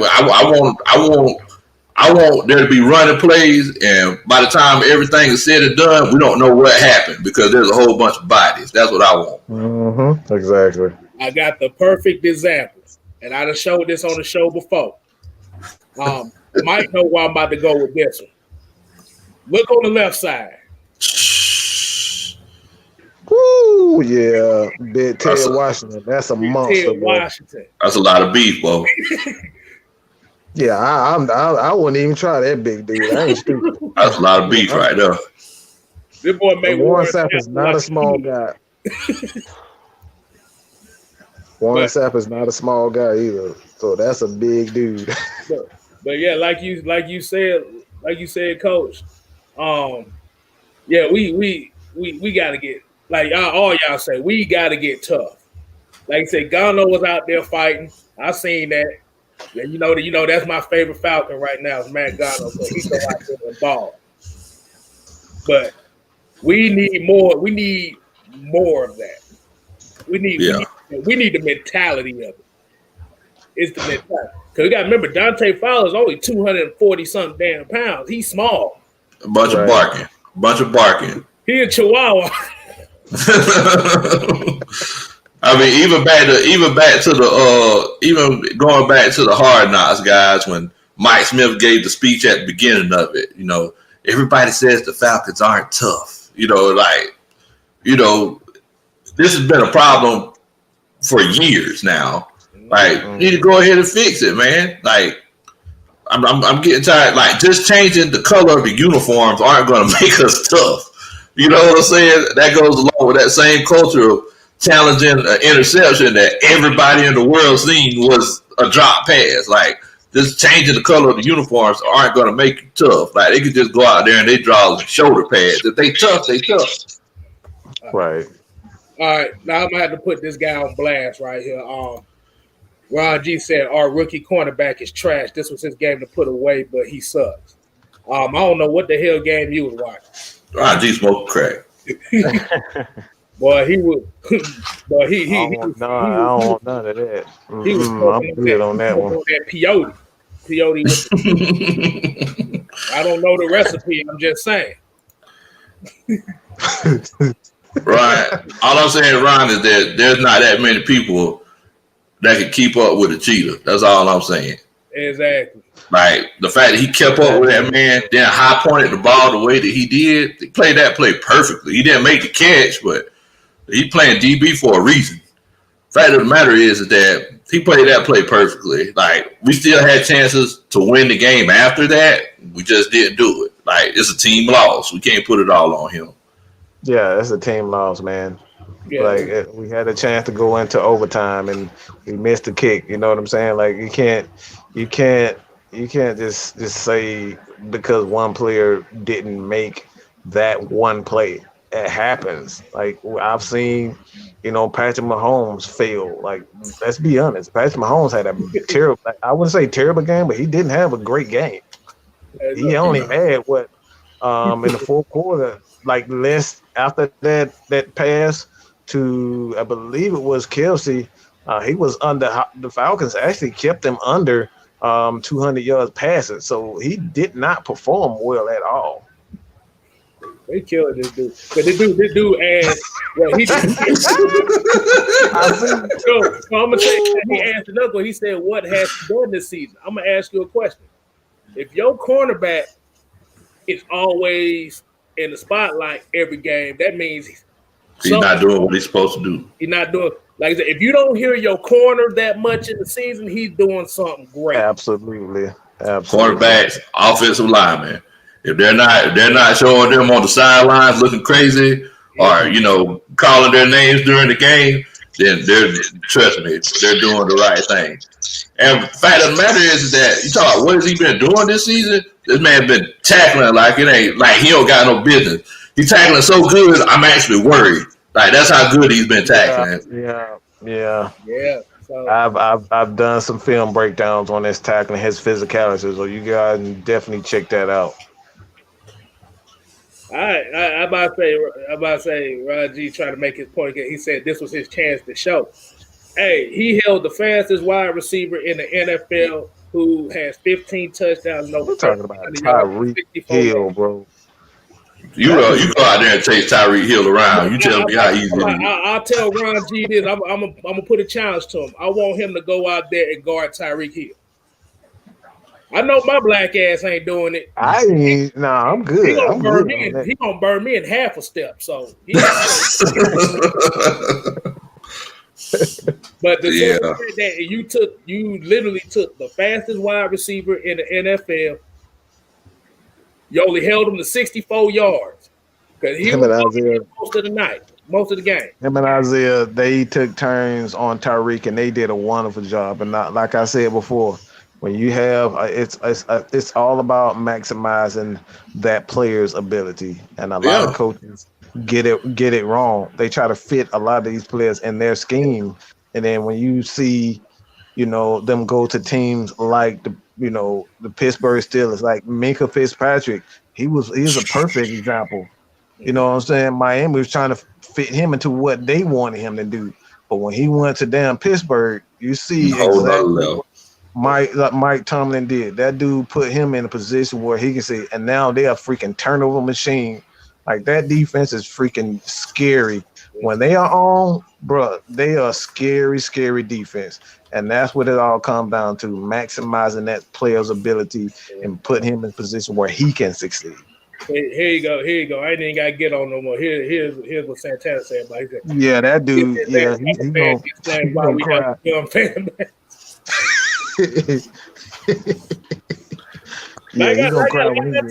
Like I said, we talk a lot of junk about players not playing well on here, but at the end of the day, we understand. We just looking at it from a fan's perspective. If you're not looking at it from actually being on the field and not realizing how this stuff goes, AJ Terrell could end up being defensive rookie of the year. The way that easy, yeah, that's easy. Not only is he not getting caught on as often, like I said, he might, like I said, he's gonna give up some catches. Every corner gives us some catches. Yes, sir. This guy probably thought Jeff Okudah was the greatest corner to come out the draft since Deion Sanders. You see how he's struggling in Detroit. Smoked. He looked like smoked salmon out there. Barbecue turkey alert. Now then, I can't give him. I say smoked tilapia. Tilapia's bad boy. But get back to it. Like I said, Hill, like Mr. Bernard 54 said, Hill has burnt everybody. Yeah. He's burning everybody. You get that dude a half a step, and like, man, you better. And then the fact of the matter is that Hill had 64 yards. Most of it came on. I know he took like a drop step screen, and like he broke a tackle. And he went for like 20-something yards. But like 1/3 right there. Yeah, like it wasn't a situation where he was just running down the field, just getting open. Like they played pretty good defense on Hill today. So yeah, I mean we can't look. You can't knock AJ Terrell on this one because hey man. I just literally, you remember, I don't know who this is, but I just literally said that the Falcons, like they have a lot of talent on that team, and someone, I don't know who it is, but they pretty much just stated the exact same thing. The difference between Kansas City and Atlanta, when you look at the defense and offense, both teams have electric players, but the difference between Kansas City and Atlanta is coaching. Yeah. You know what I'm saying? This is somebody that just tweeted this stuff out. We got to get better coaching, man. And that that begins and ends with Arthur Blank. Arthur Blank has to say to himself, I cannot allow any more. We're talking about having the elite talent, but we cannot allow our coaching to continuously kill outs. Like we saw some bad, even though the defense played well, the offense played well, but we saw some bad coaching decisions today. I'm laughing because his name is Reggie. He talking about Hill is like trying to guard a puff of smoke. I'm gonna have to use that one. And he was held in check today. Yeah. And like I said, what more can be said? Like I said, he was held to 64 yards. He was mad the whole game because, like you said, outside of that one screen, he really had no impact whatsoever. Hey, and you know what, y'all? It was like I know earlier, like people were knocking Matt Ryan, saying that he had a bad game, and like I said, he took some sacks, and I don't know. I think he got sacked like 4 times today. But look, y'all, the guy went 27 of 35 for 300 yards, 2 touchdowns, no interceptions. That's a pretty good doggone game, if you ask me. That's like sometimes you gotta take sacks. Go ahead. That's a great game. Like I just feel like, the ones that are still coming from Matt Ryan are being unrealistic, unreasonable. I feel like the team, if anybody told me going into this game, this defense was going to hold Kansas City to 17, I would have gave us a very good chance to win the game. Just coming in because Kansas City is the number 1 passing team in the league. They talked about it during the telecast, like explosive plays, they lead the league. And at one point in the game, they said we only gave up like 1 explosive play, 1 pass play over 20 yards. Yeah, I think that was a play where Tyreek Hill caught the short pass and broke the tackle and ran up the sideline. Mm-hmm. So I was proud of the defense because y'all know throughout the season we've been seeing a lot of busted coverage. We didn't see none of that really today. Everybody was playing good defense. A lot of those sacks and stuff like that were covered sacks. Like they were like nobody was open. Or Patrick Mahomes literally had to just throw the ball out of bounds. There was nobody open. And we were, the defensive line was getting to him. But another thing that we got to look at when we talk about these corners, and Coach Lowe knows this, the pass rush and the secondary goes hand in hand, like your front 7. If you can't get home, it's harder to play cornerback when you ain't getting no pressure on the quarterback. I'm just going to be honest. It's very hard to play cornerback when the quarterback got all day to throw the ball. So really, to be honest, AJ Terrell would look a lot better if he was on a team that has a top pass rush. He would have a lot more interceptions because he could really sit on routes. Right now, he really can't sit on routes and stuff like that because you can do a double move on our defense because we can't get to the pass. We can't get to with our front 4. We pretty much have to all out blitz, meaning the field is wide open. And if y'all seen that first down, I think that Kelsey had where he ran the slant on Sheffield, we kind of just like brought the house. Yeah, Sheffield really couldn't do anything because Kelsey was 6'5". Like he just shielded them off. Yeah, he just shielded them off. So it's like they really didn't do nothing against our corners. Our corners did a pretty good job today. It was mainly just we can't get there with our front 4. So if we improve our pass rush, you're really gonna be able to see what these cornerbacks really can do because then they can actually start sitting on routes. And if we get another safety a real free safety that can actually cover, you'll see these guys like these cornerbacks. They can actually, guess and go for some interceptions. Right now, it's kind of like you got to play the whole field because we're not getting there. Yeah. Our front 4 is not getting there. So, really, these corners are doing an excellent job for us to have really no pass rush, a non-existent pass rush. Cause that's what AJ Terrell does. That's what AJ Terrell does. Like he's he plays deflection football, but like you seen the pick that he made against the Lions. Like he was looking in the backfield the whole time. He jumped that wasn't even the guy that he was guarding. He just jumped that route. So just imagine if he actually had a pass rush and he could trust other guys out there as well. Like the sky's the limit, man. The sky's the limit. And that kind of goes hand in hand with what Mike said whenever Mike was like, it's not about having top 5, top 10, top 15 defense. We went to the Super Bowl, like our defense wasn't the most dominant defense, but we just made stops when we needed to make stops. And, we scored when we needed to score. So, that's what it's all about. Go ahead, K-Style. I actually have some stats up right here. Go ahead. So the Falcons defense in total this season has 28 sacks. Wow. Wow. 16 of those sacks is from the defensive line. Wow. Oh. Wow. Do you really think we need a quarterback with that? Wow. Wow. Wow. If your team only has 28 sacks. Hold on, K-Styles. Before you go any further, it's only 16 games in a season. So that means we got 1 sack per game. One. From the whole unit. 1 sack per game, dog. We have That's bad. We done played 15 games and got 28 sacks. That's almost 1.6 sacks a game. Yeah, but it's Matt Ryan's fault. No, it is Matt Ryan's fault. It's Matt Ryan's fault. Matt Ryan's fault. 16 more of them sacks. Yeah, I don't know what to do. It's Matt Ryan's fault. Yeah, because whenever we put Matt Ryan, whenever we had him playing the 7 technique, he just wasn't, getting through there the way that he should have. Yeah, he wasn't. Matt Ryan wasn't extending his arms so he could get back there to get those sacks the way that he was supposed to. So yeah, that's Matt Ryan's fault, y'all. That's Matt Ryan's fault, man.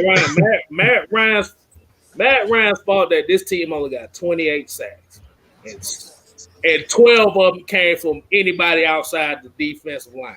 Wow, that's bad. Jeez. Do you see my face? Wow. Hold on, let me put my face up when I saw that.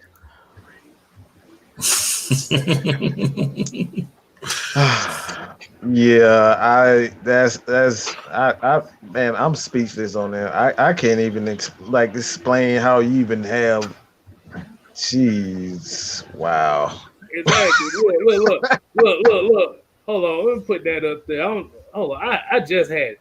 Here you go. King Hajali said, "Who the hell we gonna beat averaging a sack again?" Right. We beat the Jets with that, man. We can't beat the Jets with that crap, man. But the fact of the matter is, guys, is that we're still losing by 1 possession. Yeah. So it's like, how bad is the team really? So just imagine if we were actually getting 3-4 sacks a game, getting pressure on the quarterback, like. This is a very good team if we're getting that pressure. Yeah. And then consider like that Raiders game, didn't our defensive line get like 4 sacks that game? So that means there were a few games where they didn't get nothing. Hold on. Y'all keep going. I'm finna do some homework online. y'all keep going. I'm gonna do some homework. Oh my God. Schedule. Another thing I was looking at before this game, I don't think a lot of people realize. Y'all realize a lot of these games we lost by 1 possession. Julio Jones have missed a third of this season. I think they say he missed like 6 games this season. Mm-hmm. So a lot of those games that we lost, like we already know when Julio's on the field, that might as well say like that's an easy touchdown. That's at least 1 more touchdown we're gonna score in those games. Mm-hmm. So like the Chicago Bears game that we lost. Green Bay, that's the game that we pretty much got whipped. But in that game, Julio or Calvin really wasn't healthy. But we got so many games that we lost. The game against Detroit that Julio didn't play. Like a lot of those games that we lost would have been, we definitely probably would have won those games if Julio was out there on the field. So all these games that we're losing, we're doing this without arguably our best player on the field. So it's like that just shows you how much talent is on this team, on this offense, and on this team in general. It's like we're losing these games by less than a field goal, 4 points, 6 points, 1 possession. 7 games we've lost the season on the last, 1 possession, and that's most of those games without Julio Jones. Julio Jones out there 9 times out of 10, all of those games that we're talking about are wins. Yeah. Because like, how many times have we seen Russell Gage just running across the middle of the field whenever you got Calvin Ridley and Julio Jones? Like, because Russell Gage, he's coming to his own, man. Like he's just getting better and better. Like. Yeah, man. Yeah, I'm really loving him. He's like the extension of that tight end position, what we so desperately need, and that's why I say we got to have better play calling because there's no reason why Russell Gage shouldn't have 70 catches in a season because he Yeah. is that guy. He is that guy when teams blitz, and we're just not using he or Hayden the correct way. And that's why I say it's like when we look at, everybody just look at Matt Ryan and say, oh, he held the bone on too long, or he took the sack and all this type of stuff. We're not using not only him, but we're not using our running backs the proper way. In the NFL right now, it's like you don't need your running backs to be running backs. They can be pass catchers. And if you're a pass catcher in this NFL, you're going to be a huge asset to your offense. And we have like Brian Hill, he's an excellent receiver out of the backfield. Even Ito, we saw Todd Gurley today. I mean, that dude caught a wheel route. Like he smoked that dude on that wheel route. He was wide open. Don't tell me that he's done. You just have an offensive coordinator not using his weapons properly. Exactly. Uh-oh, he done found the stat. Uh-oh. Let's go. We had 5 games where we had 1 or less sack. Wow. 5 games, 1 or less sacks. So probably when Dan Quinn was here. How many of those were in the first 5 weeks when we were 0-5? Actually, you know what the fucked up thing about it is? It was after Dan Quinn got fired. Really? Well, that puts a nail in the coffin for Raheem Morris, man. Man, Raheem big gone. It was neck and neck because you had like 2 in the first 5 games and then you had 3 more after. We ain't gonna count Pat McKinley first sack of the season. I didn't count him. I didn't count him on that play. I didn't count him. So if you didn't count Tad McKinley, that first game we had a half a sack. Oh my God! Wow. But like I said, quarterback is the issue. So you just gotta keep saying it like that. It's Matt Ryan's fault, man. Matt Ryan's fault. Matt Ryan's fault. We didn't get the timeout. It's Matt Ryan's fault. We didn't get a sack. It's Matt Ryan's fault. We challenged the interception. It was Matt Ryan's fault. Yeah, Matt Ryan. It's all Matt Ryan's fault. Bleedy Ray Wilson leads this team an interception and he don't play often. He just comes in for a cup of coffee every now and then. Oh, Bleedy. Deion Jones leads the team in sacks. 4.5. Yeah, that's not good at all. That's Grady Jarrett has the most sacks on the defensive line with 4. Man. And his job is to be a dual threat in the middle. Like he can't solely concentrate on getting after the quarterback because he's a defensive tackle. He's supposed to stop the run and be that disruptor in the middle. So he can't just commit to the pass. Man. So it's that's bad. Nick Turner said, Big Low, how did it feel in the suite? Hey man, we chilling out in the suite last week. Since they have COVID and everything, both of the buffets weren't open, so you just had to kind of order your food and then they'll just bring it to you. But I mean, it was cool. We lost, which was terrible, but suite was cool, man. We really enjoyed it. Okay, hold on. Reggie got a question for me. He said, how many players from the last 3 draft classes have played in a game? Let's see. So we're going to go back 2017. We got Tack. Unfortunately, Tack, yeah. The one that I could think of, you see Tack. Got Calvin Ridley. Okay, that's another one. Well, Isaiah Oliver drafted in 2017. 2017, I think. Yeah, Isaiah Oliver. Isaiah Oliver's another one. Well, we talking about playing in general, or we talking about playing that's actually doing something? Because we got a lot of those that ain't doing shit. We got Ethan Sinat on the damn team, and they not using him, and I'm still mad about that. Oh my! See, look, man, that's a whole other. And one of my favorite draft picks from 2 years ago was Jordan Miller. Yeah, played him. He ain't even on the team no more. Exactly. Oh my goodness! I'm I've never seen the coaching staff this selfish. I really haven't. Hey, I'm about to say here, I think this is a question for everybody. Would you say that this past draft is Dimitrov's best draft class? Hell no. Hell no. No. No. It have to be Deion Jones' draft, I think. Whatever year that was. That was Keanu Neal, Deion Jones, Devondre Campbell. Yeah, that was his best draft class to me. I say that one, or what was that? 2009, 2008? 2008. 2008, yeah. That's whenever we got, what was that, Sam Baker and that was right, Sam Baker and Matt Ryan. Sam Baker, Matt Ryan. It was both that same draft that year. There was a couple other people we got too. I forgot who all it was. I could damn tell you who wasn't his best draft class. I can tell you that in confidence. Hey, that'll be the hard part, naming the bad draft class. Shit, had so many. 2012 was the worst draft class he ever had. That was terrible. Them dudes was out the NFL by 2016. They were quitting on Hard Knocks. They were like, "Hey man, look." they didn't even make it on Hard Knocks. They were like, "Hey man, I don't want to do this no more, man." Sam Baker wasn't bad, man. Everybody tell you Sam Baker wasn't bad. He just had that knee injury. Yeah, Sam Baker was a good player for a few years. Yeah, he just kept getting hurt. That was his fault. Well, the 2014 class wasn't too bad at the time. And when did we get Spoon?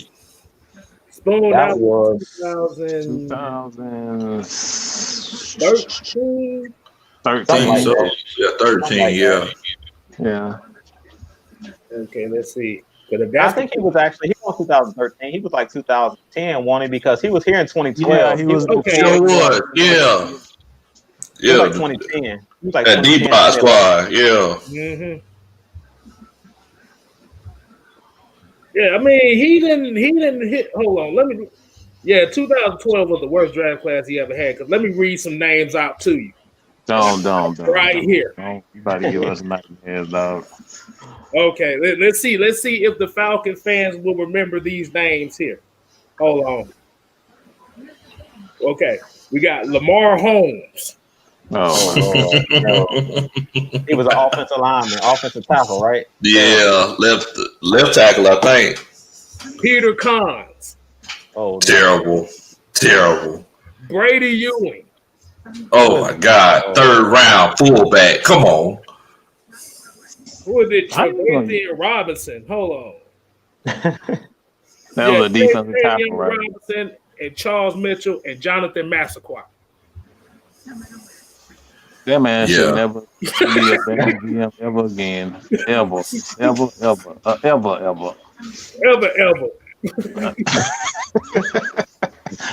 He had to throw two more in there.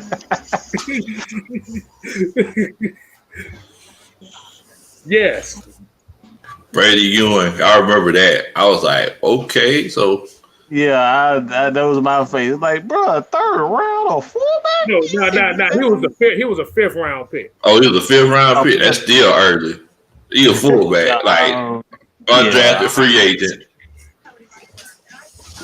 Like I said, we could have did worse. Remember, one of the worst draft picks that I ever seen was when the Oakland Raiders drafted Sebastian Janikowski in the first round.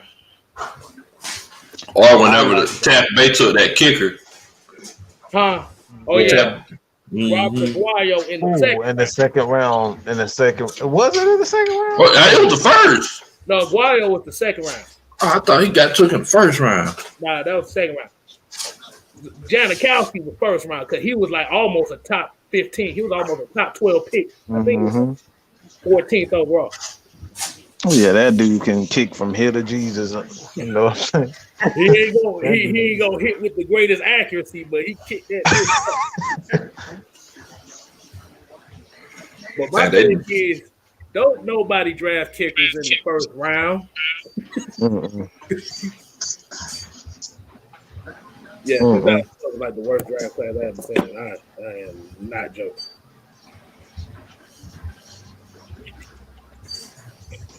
Let's see who. Anybody else got something to say? Any questions? The question looked like they done slow down, so I guess we go to that 2 point, our last words. Yeah. Somebody said Jalen Collins. Oh Lord.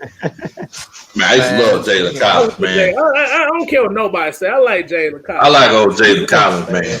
He just had some issues where he had to smoke that shit.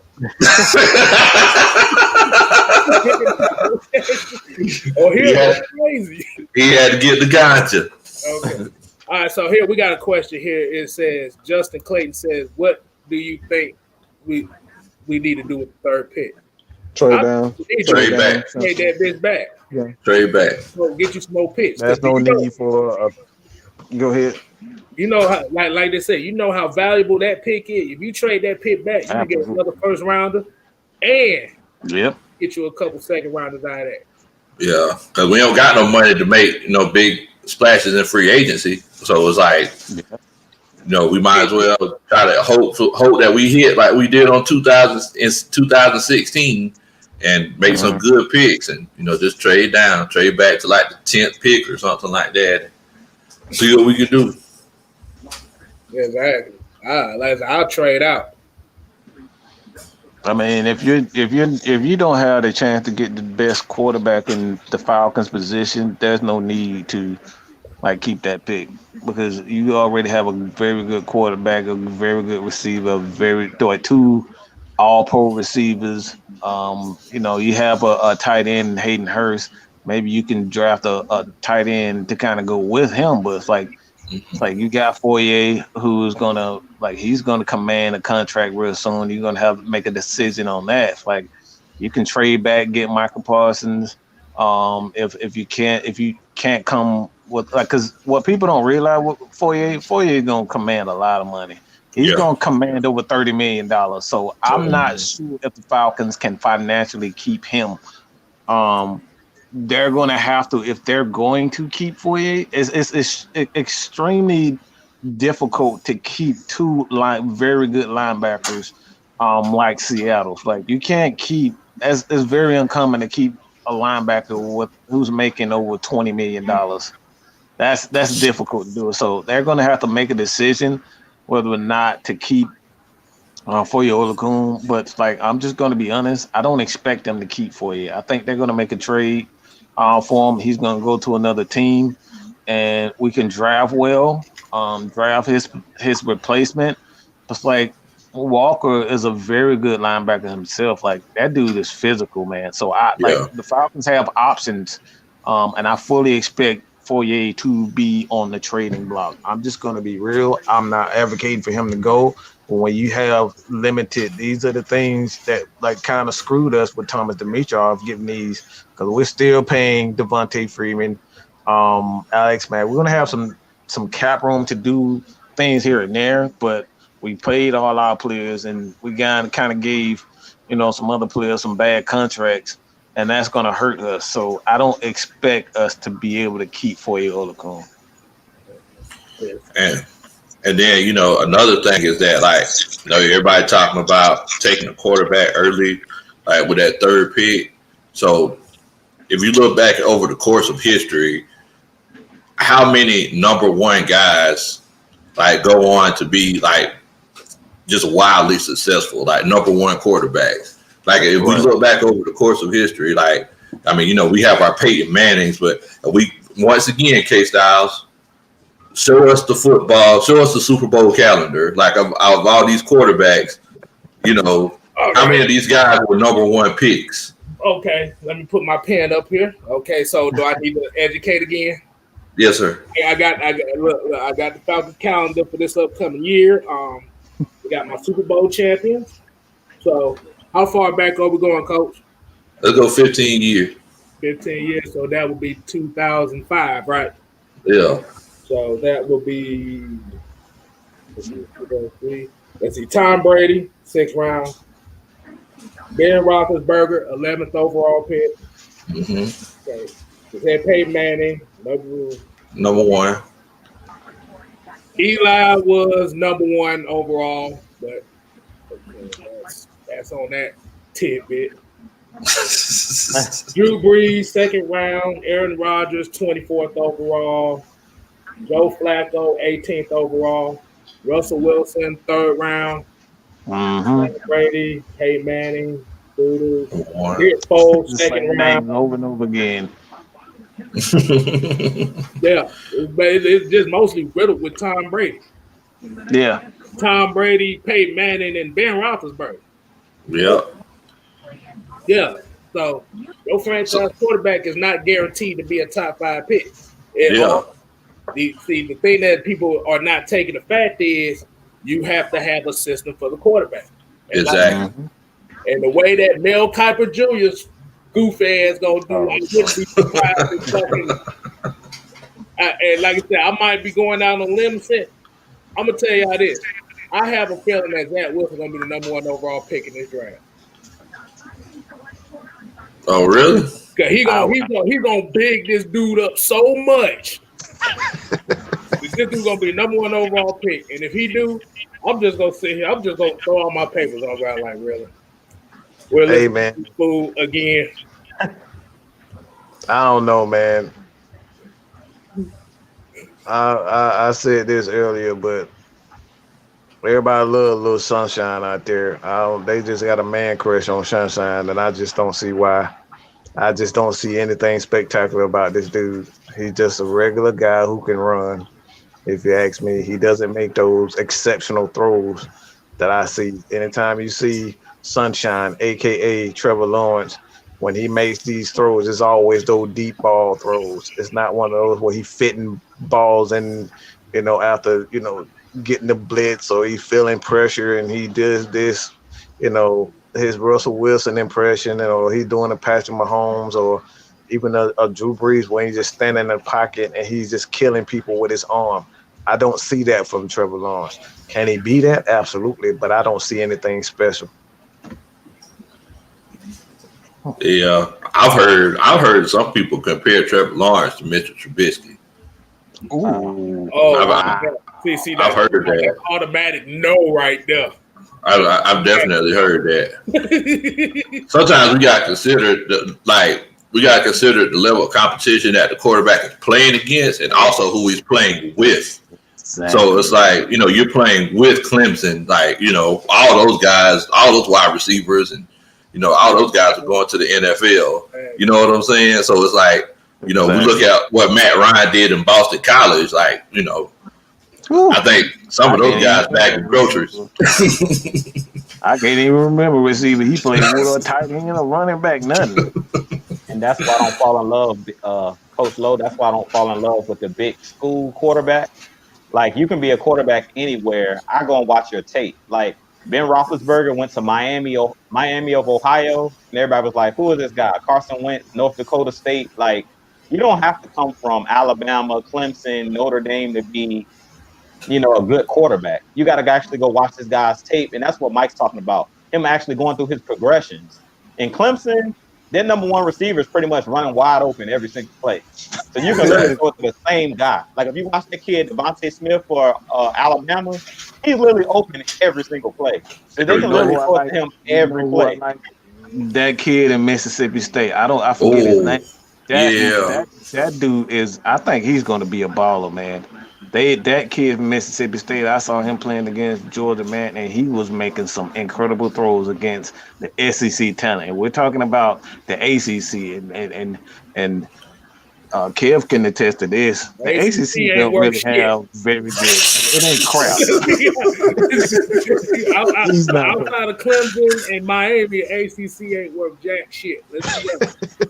Well, I mean, it's like if we look at it, like so all these SEC quarterbacks besides Peyton, like how many of these guys have really came out and just AJ McCarron and all these other guys, the T Martins and all these other big SEC quarterbacks, like they haven't really came out and like really set the world on fire. All these Alabama quarterbacks under this Nick Saban era, You know, Absolutely. you would think somebody would have came and like Tua, he's come, and I think that they're just being conservative with him, but he's not really slinging it all over the place. They actually benched him yesterday, so I mean it's so it's like, but you got people like Josh Allen coming in here from Podunk USA. Wyoming. Yeah. See, the thing about the Alabama quarterback, especially with Tua, they showed a picture on Twitter today that I saw. It was a picture of Jerry Jeudy, Devontae Smith, Jalen Weddle, and who the other wide receiver they had? Oh yeah, Henry Ruggs the third. Mm-hmm. You throw the ball to them all day, you don't win a Heisman throwing the ball. Right. Come on, man. Come on. Like everybody talking about like the first read for Trevor Lawrence in college right now is to look deep. You know what I'm saying? You can't do that in the NFL. You can't do that, man. You really gotta look at the middle of the field, and then you work your way deep if you got time. Like that, you don't have time to do that in the NFL to look deep first. Like you better go look for the middle, the middle of the field, and then work your way up, work your way down if you got it. Unless that play is actually designed, you have a one-on-one. You know what I'm saying? You got these man-to-man defense, and then you look, but you're not gonna have a lot of those look in the NFL, man. Oh my God, this dude said.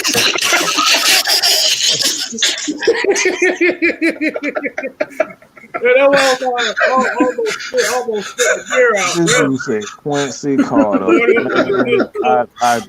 Wow. Cocaine Cowboys. So I was gonna ask about this whole Trey Lance thing. Are we basing it off of what he did the year that he didn't throw an interception, or are we just basing Bro, it? I don't trust no quarterback who's never thrown an interception. I can't even let you get through that question. I don't trust any quarterback that's never thrown an interception in a game. Don't. Question is like, so he hasn't thrown one. So whenever he gets to the NFL and the guys are a little bit faster, a little bit bigger, and he throws those 5 interceptions in the game like Matt did, what's he going to do? Exactly. Okay, so I see it. So basically, what he did that year, that was 2009, because the year before that he wasn't playing. The next year he threw for 2,700 yards, 28 touchdowns, and 0 interceptions. But he also ran the ball for 1,100 yards, 14 touchdowns. That man up here playing with me, man. That man ain't playing with no damn talent. He out there playing against little people. I don't like running quarterbacks. No, but Mike, didn't we watch the film? Didn't we watch the film of that no interception season that year? And yeah, they was mostly running quarterback power. That's their the bread and butter for that. Yep. So I say everybody, go ahead, Coach Lowe. No, you go ahead, Drew. Now I say this, like, and me and K-Styles always say it all the time. It's like, who are you bringing in? What system are you running? If you run a system that suits that quarterback, hey, I'm good with it.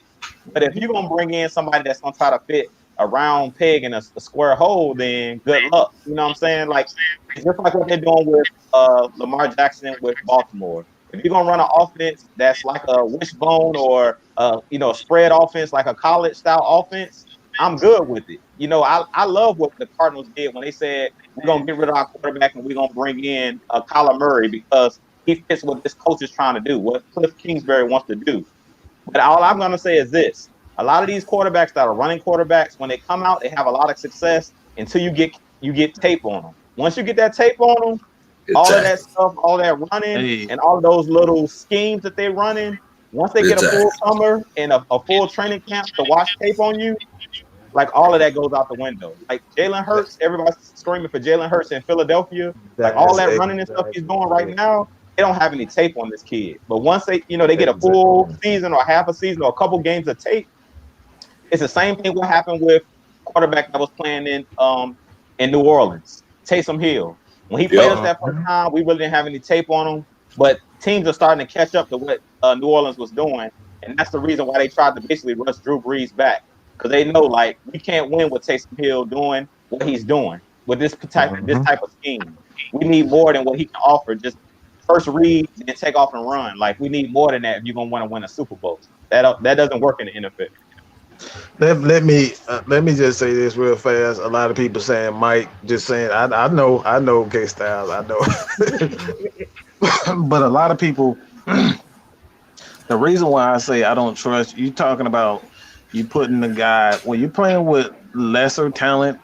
Of course, you got quarterbacks. There's a lot of these quarterbacks don't have the necessary grades to be able to go to these top schools, and that's why you see the guys like Josh Allen, Carson Wentz, and all these types of guys. They don't necessarily have the grades to go to these elite schools, and a lot of players even they blossom a lot later than others. So they go to these smaller schools to to have a chance to play. But if you're not playing against elite talent, you're going to have these seasons where you're not throwing interceptions because you're not playing against the best of the best. And I don't trust any quarterback. If you're not playing against the best of the best and you haven't went through that adversity as a quarterback, as a running back, there was time where, Derrick Henry was getting smashed in college. But he again, man, he learned how the NFL is. When you playing against elite talent, we're talking about the SEC, man. These are elite players. These guys are the best of the best in high school. So if you can't play against the best of the best, if you haven't played against the best and the best, and I see you with 0 interceptions in a season, I can't trust you. Well, and Agilon, he said that we make it seem like Trevor is bad. So, this is an example kind of like Deshaun Watson. Do y'all feel like Deshaun Watson has lived up to what he did in college? Do y'all think he's that guy? Because I don't think so myself. I don't think so. I really don't. To be honest with you, Coach Love, you asking the panel, I think that Deshaun Watson is good. I think that the Texans are a bad run organization, though. Like them stripping him, like them trading D-Hop away was just crazy. Like that was tough. The AFC Championship, weren't in the AFC Championship game, or they were last year when they went up against Kansas City? Was that the AFC Championship, or was it the divisional round? Divisional round. I think that I won't say he lived up to the hype because his coach was saying he was Michael Jordan and all of that. He ain't live up to that. That's what he's saying. Yeah, they were trying to make out he was like the next Michael Jordan. That's what we're talking about, living up to that. He ain't live up to that, but I think that he's better than what he's showing. But I'm glad you brought his name up, Coach Lowe, because you see that they 4-10 too, and I think they lost today. If they did win today, they 5-10. But that goes to show you what you're talking about. Them guys coming out there draft not better than this. Yeah, and they're not winning. So you can't just win with a great quarterback. That's the point we're making. You have a good quarterback. He proved he was a good quarterback last year when he took them to the semis. Exactly. But once they strip the team down, and that's what people want to happen to Matt Ryan. They always say, well, Matt Ryan has weapons. Well, let me show you what happens when you don't have weapons. Look at the Texans now. You're looking at the Texans. Yep. Yeah, look at the Eagles. Yeah. Who do you think Carson Wentz got benched? He was throwing the quarterbacks. Exactly. They're trying to make him out to be the bad guy. Y'all really strip that man of all his weapons and then tell him to go play good quarterback. Like, what in the world, bro? What in the world? Hey, I'm about to say, I kind of got a question here. I actually had the comment up here before. Hold on. And this was Daniel M. He says, I want Trey Lance, but can't find a first read. He doesn't look for the second read. He just runs. That's their game plan. Who does that remind you of? Michael Vick. Exactly. Like I'm good on that one, dog. Like I said, the only difference is now this is the NFL where, like I said, you look at Lamar Jackson. Like I said, Lamar Jackson has games where he's good, but he has games where he looks mediocre at best. Yes. That's because, like I said, that athleticism, especially playing at Division II, like this gonna go into another comment I saw, and this was hold on, let me find that thing. Basically, AJ Evans said he'll put Stetson Bennett in the Mountain West and he'll become Joe Burrow. Oh my God. but those two comments go hand in hand though, because like Trevor Lawrence may be the best quarterback in this draft. But the thing is, do not make the same mistake a lot of these people make when they be trying to put this guy as the next god of quarterbacks. Talk about like they did RG3 and Andrew Luck and Mark Sanchez, Mitchell Trubisky, Carson Wentz. Tim Tebow was drafted in the first round. He ain't had no business even drafted in the first 5 rounds. Jared Goff. Tebow didn't deserve Jared Goff, yeah.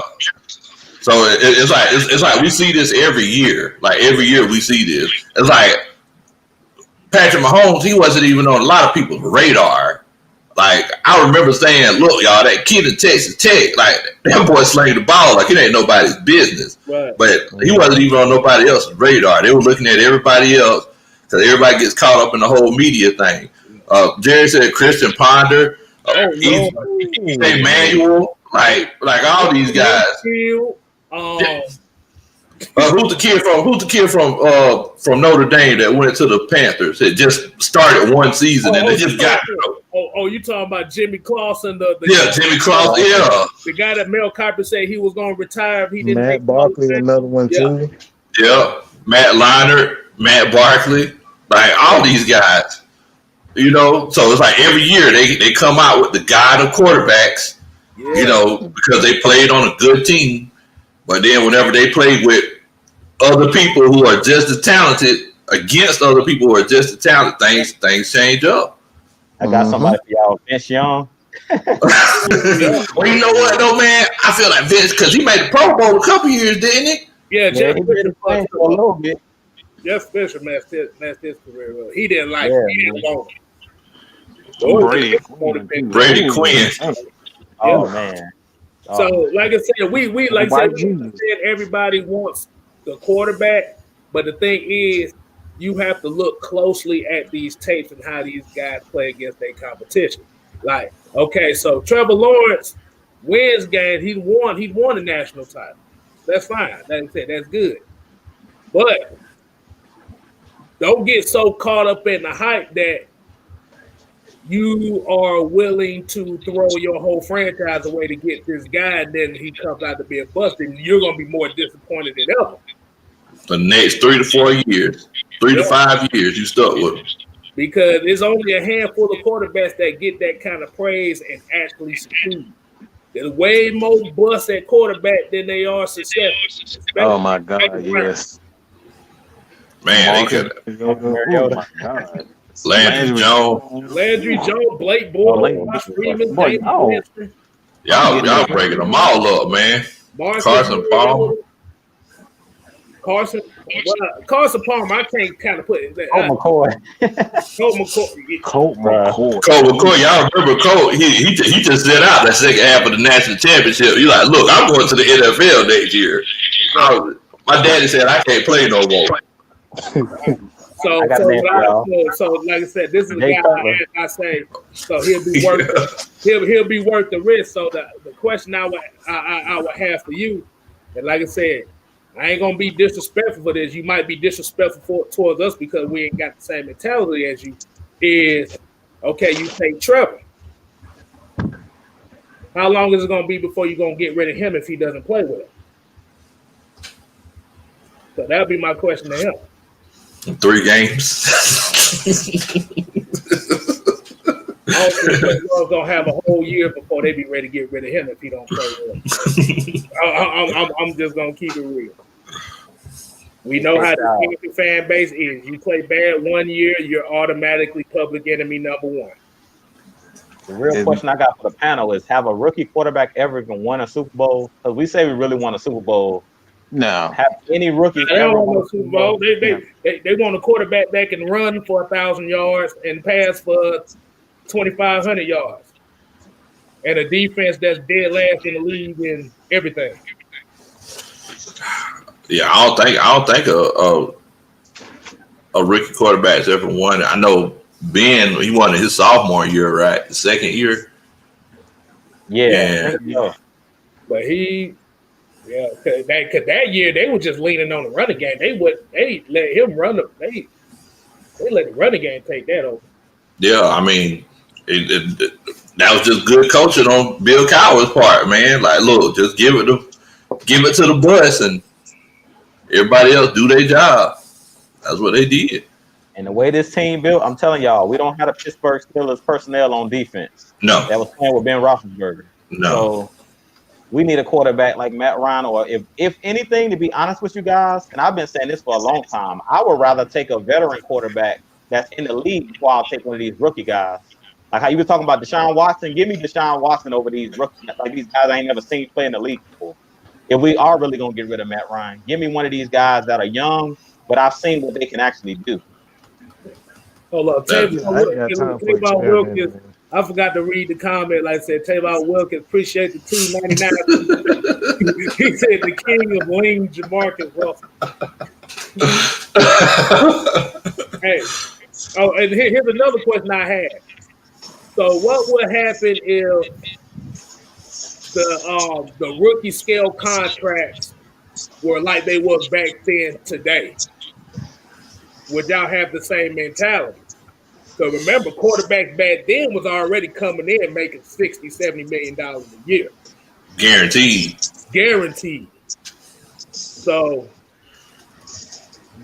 that lets me know a lot of y'all probably wasn't even watching football back then like that. But because I remember franchise used to get fucked because of that. Yeah.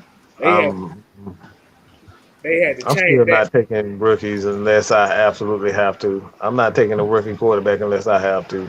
I ain't gonna lie to you. Like, it took me a while to get used to the whole Matt Ryan thing. Like, I was like, okay, he threw a touchdown his first pass, but let's see what he do for the next couple of years. And then, around 2011, 2012, okay, this is my quarterback. Yeah. Just like you said, Coach, it takes time, though. Like, it took Matt Ryan a couple years he was a good quarterback coming in, but for him to get to that next level and be like get us to the playoff type of quarterback and win some games in the playoff, it took years. So I'm like, how many years y'all think Julio got left at top peak? Like, you don't have that many years left at Julio status. So we got to milk the cow as much as we can. Like, we got to squeeze all the juice out of the orange while we got it. Like, we ain't got time to be bringing in no rookie to come play with these guys like Calvin Ridley, because y'all were talking about Foye Luakon. We're going to have to pay Calvin Ridley pretty soon. He going to want top dollar too. Like, we can't franchise tag everybody. And we got a lot of playmakers on that offensive side of the ball that's going to demand a lot of money. And then we still got to pay Kiki. There's a lot of guys still on this roster that we got to pay. So either we're going to have to hit in the draft, and that's what Mike was talking about. We definitely got to bring in the right GM, because we got to hit on this draft. Like, we can't miss a lot.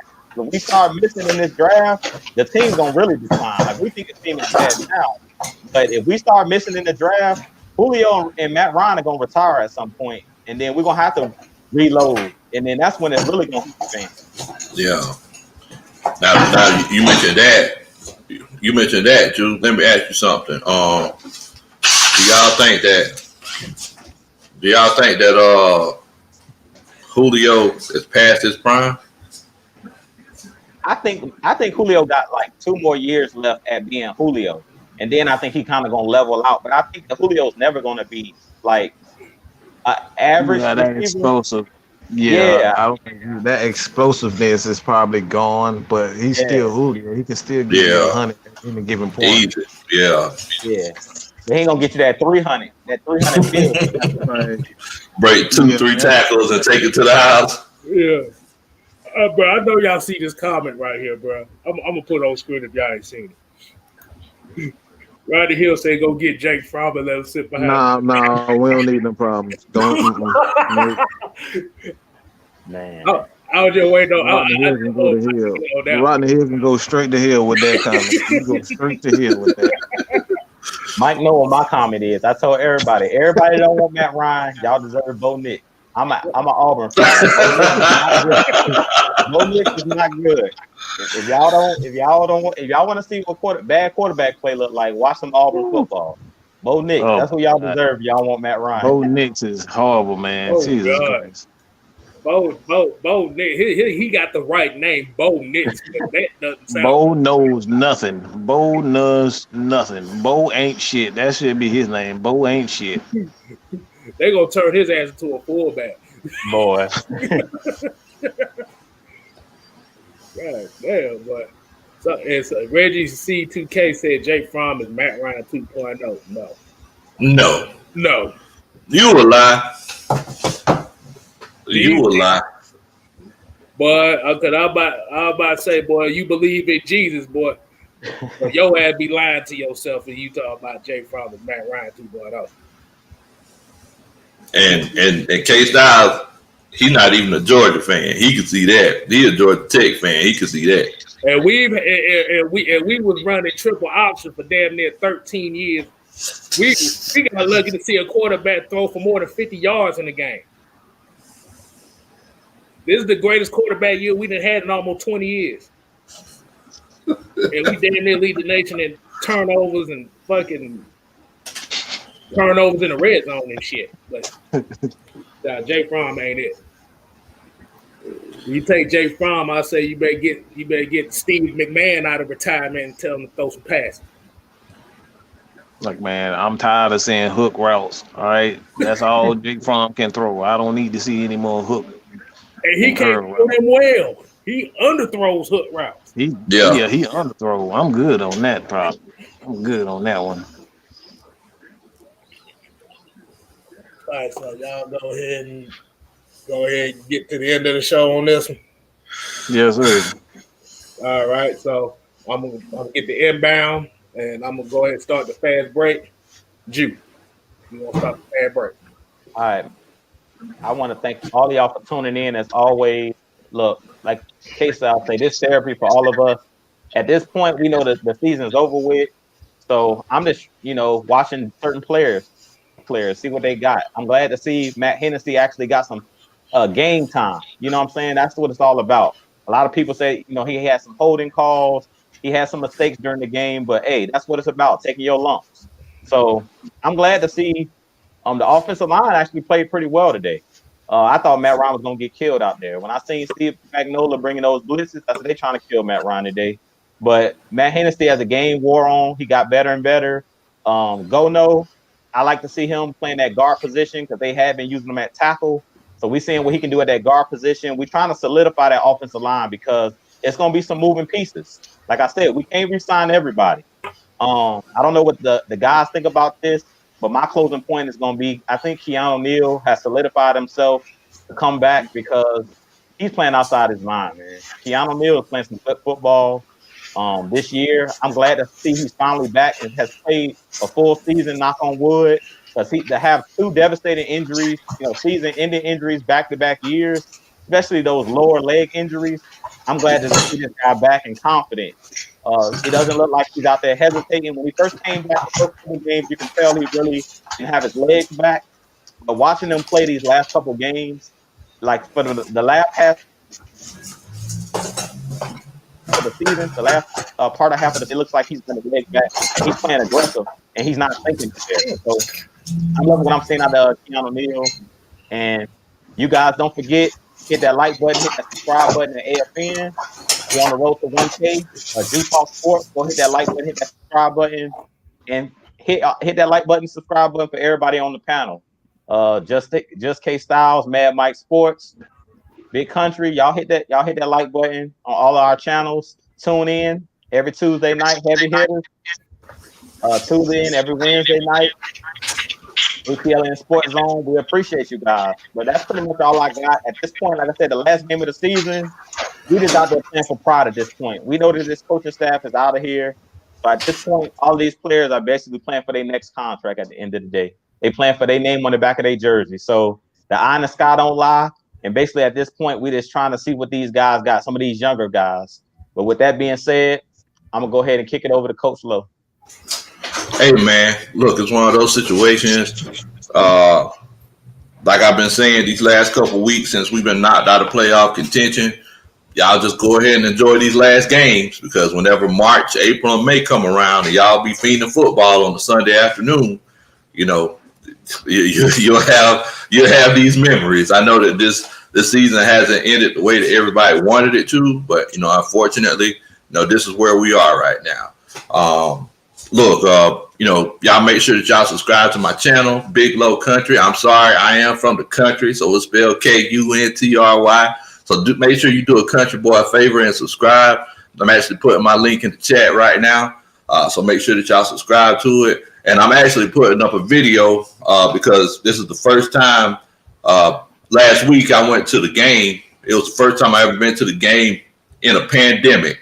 So y'all make sure that y'all check me out. I'm going to put that video up probably tomorrow. I'm going to throw this behind the back pass to K-Styles. Go ahead and do what you do with it, fam. Hey, appreciate that, man. I'm trying to get that James Harden dribble going on with this. Like I said, we appreciate everybody tuning in tonight. I have James Harden because I am fat too. So, we appreciate everybody tuning in tonight.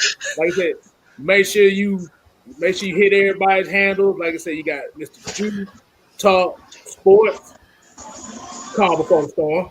You got Big Low Country, Coach, Kuntry, Country as hell, and Mr. Mad Mike Sports, Mad Scientist.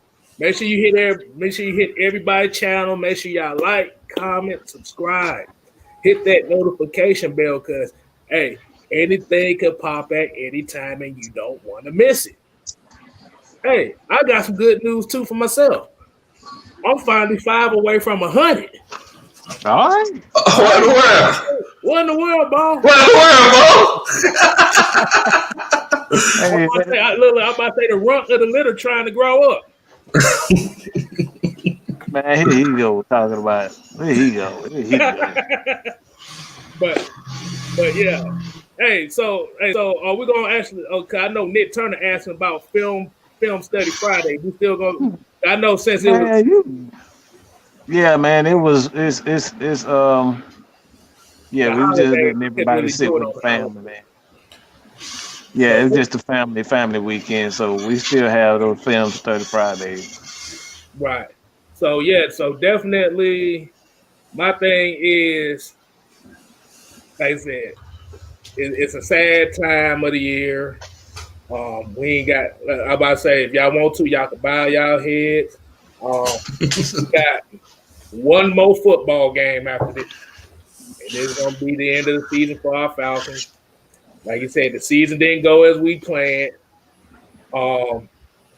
We've been disappointed, but the thing about it is, we still gonna be here, giving you everything we got, content. I mean, it's coming. And like I said, I ain't really got too much to say on it, but I'm just gonna say, just appreciate everybody tuning in tonight. And also, like I said, we got the after show with Mr. J Rock for life. So make sure y'all tune in for that. That's gonna be later on tonight, probably in the next hour or so. So, all right, I'm gonna go ahead. I'm gonna do my James Harden dribble, and I'm gonna hit this A&1 under the arm, over the head, past the mic, right there. I think I might want to get kicked out of the game like Dennis Rodman. So I'm gonna say this: fuck James Harden. No, I'm just bullshit.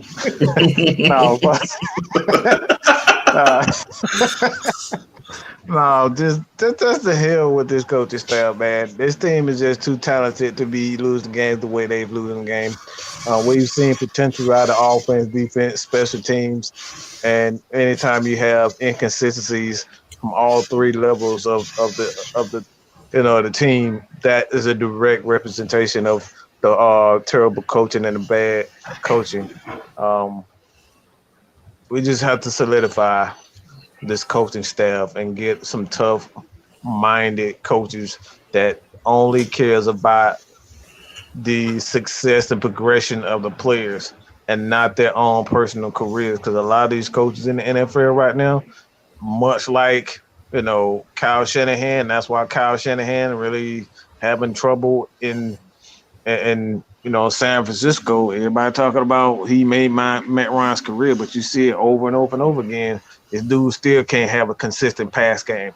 Why? Because he's just not he's not one of those offensive minds that can create, nothing out of something. He is a one-trick pony. He's a very good player when it comes down to, balance.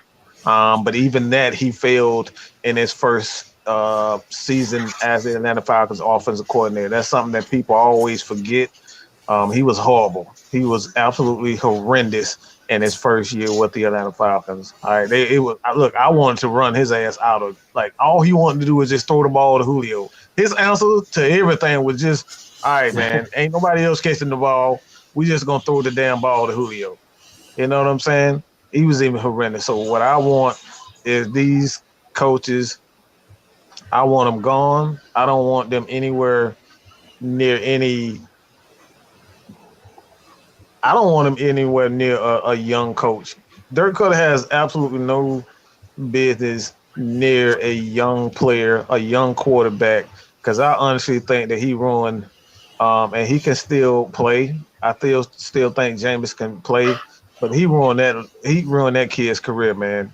Bad habits are it's really tough to kind of get out of bad habits, and Jameis just got in he just got in bad habits, man. And you see, with a pretty good coach, he can make things happen. But Dirk Cutter he don't need to be an offensive coach. He just needs to be a quarterback coach for the rest of his career. Do not let him call plays ever again. All right, so the Falcons just need to do that. And at that point, man, I appreciate everybody for joining. But I'm hungry. We need to end this shit because I need to eat, bro. I'm hungry. I need some food. I don't know about no burnt chicken tenders and all that type of stuff, but I don't know what I'm gonna eat. All right, man. Well, look, definitely appreciate everybody for chilling out with us. One more game to go, y'all. One more game to go. We're gonna shut it down until next September. So let's enjoy it while we can. And we're gonna do our last post-game show of the year next week. But in the meantime, everybody, rise up, 8 times down. Y'all already know what time it is. Y'all be easy.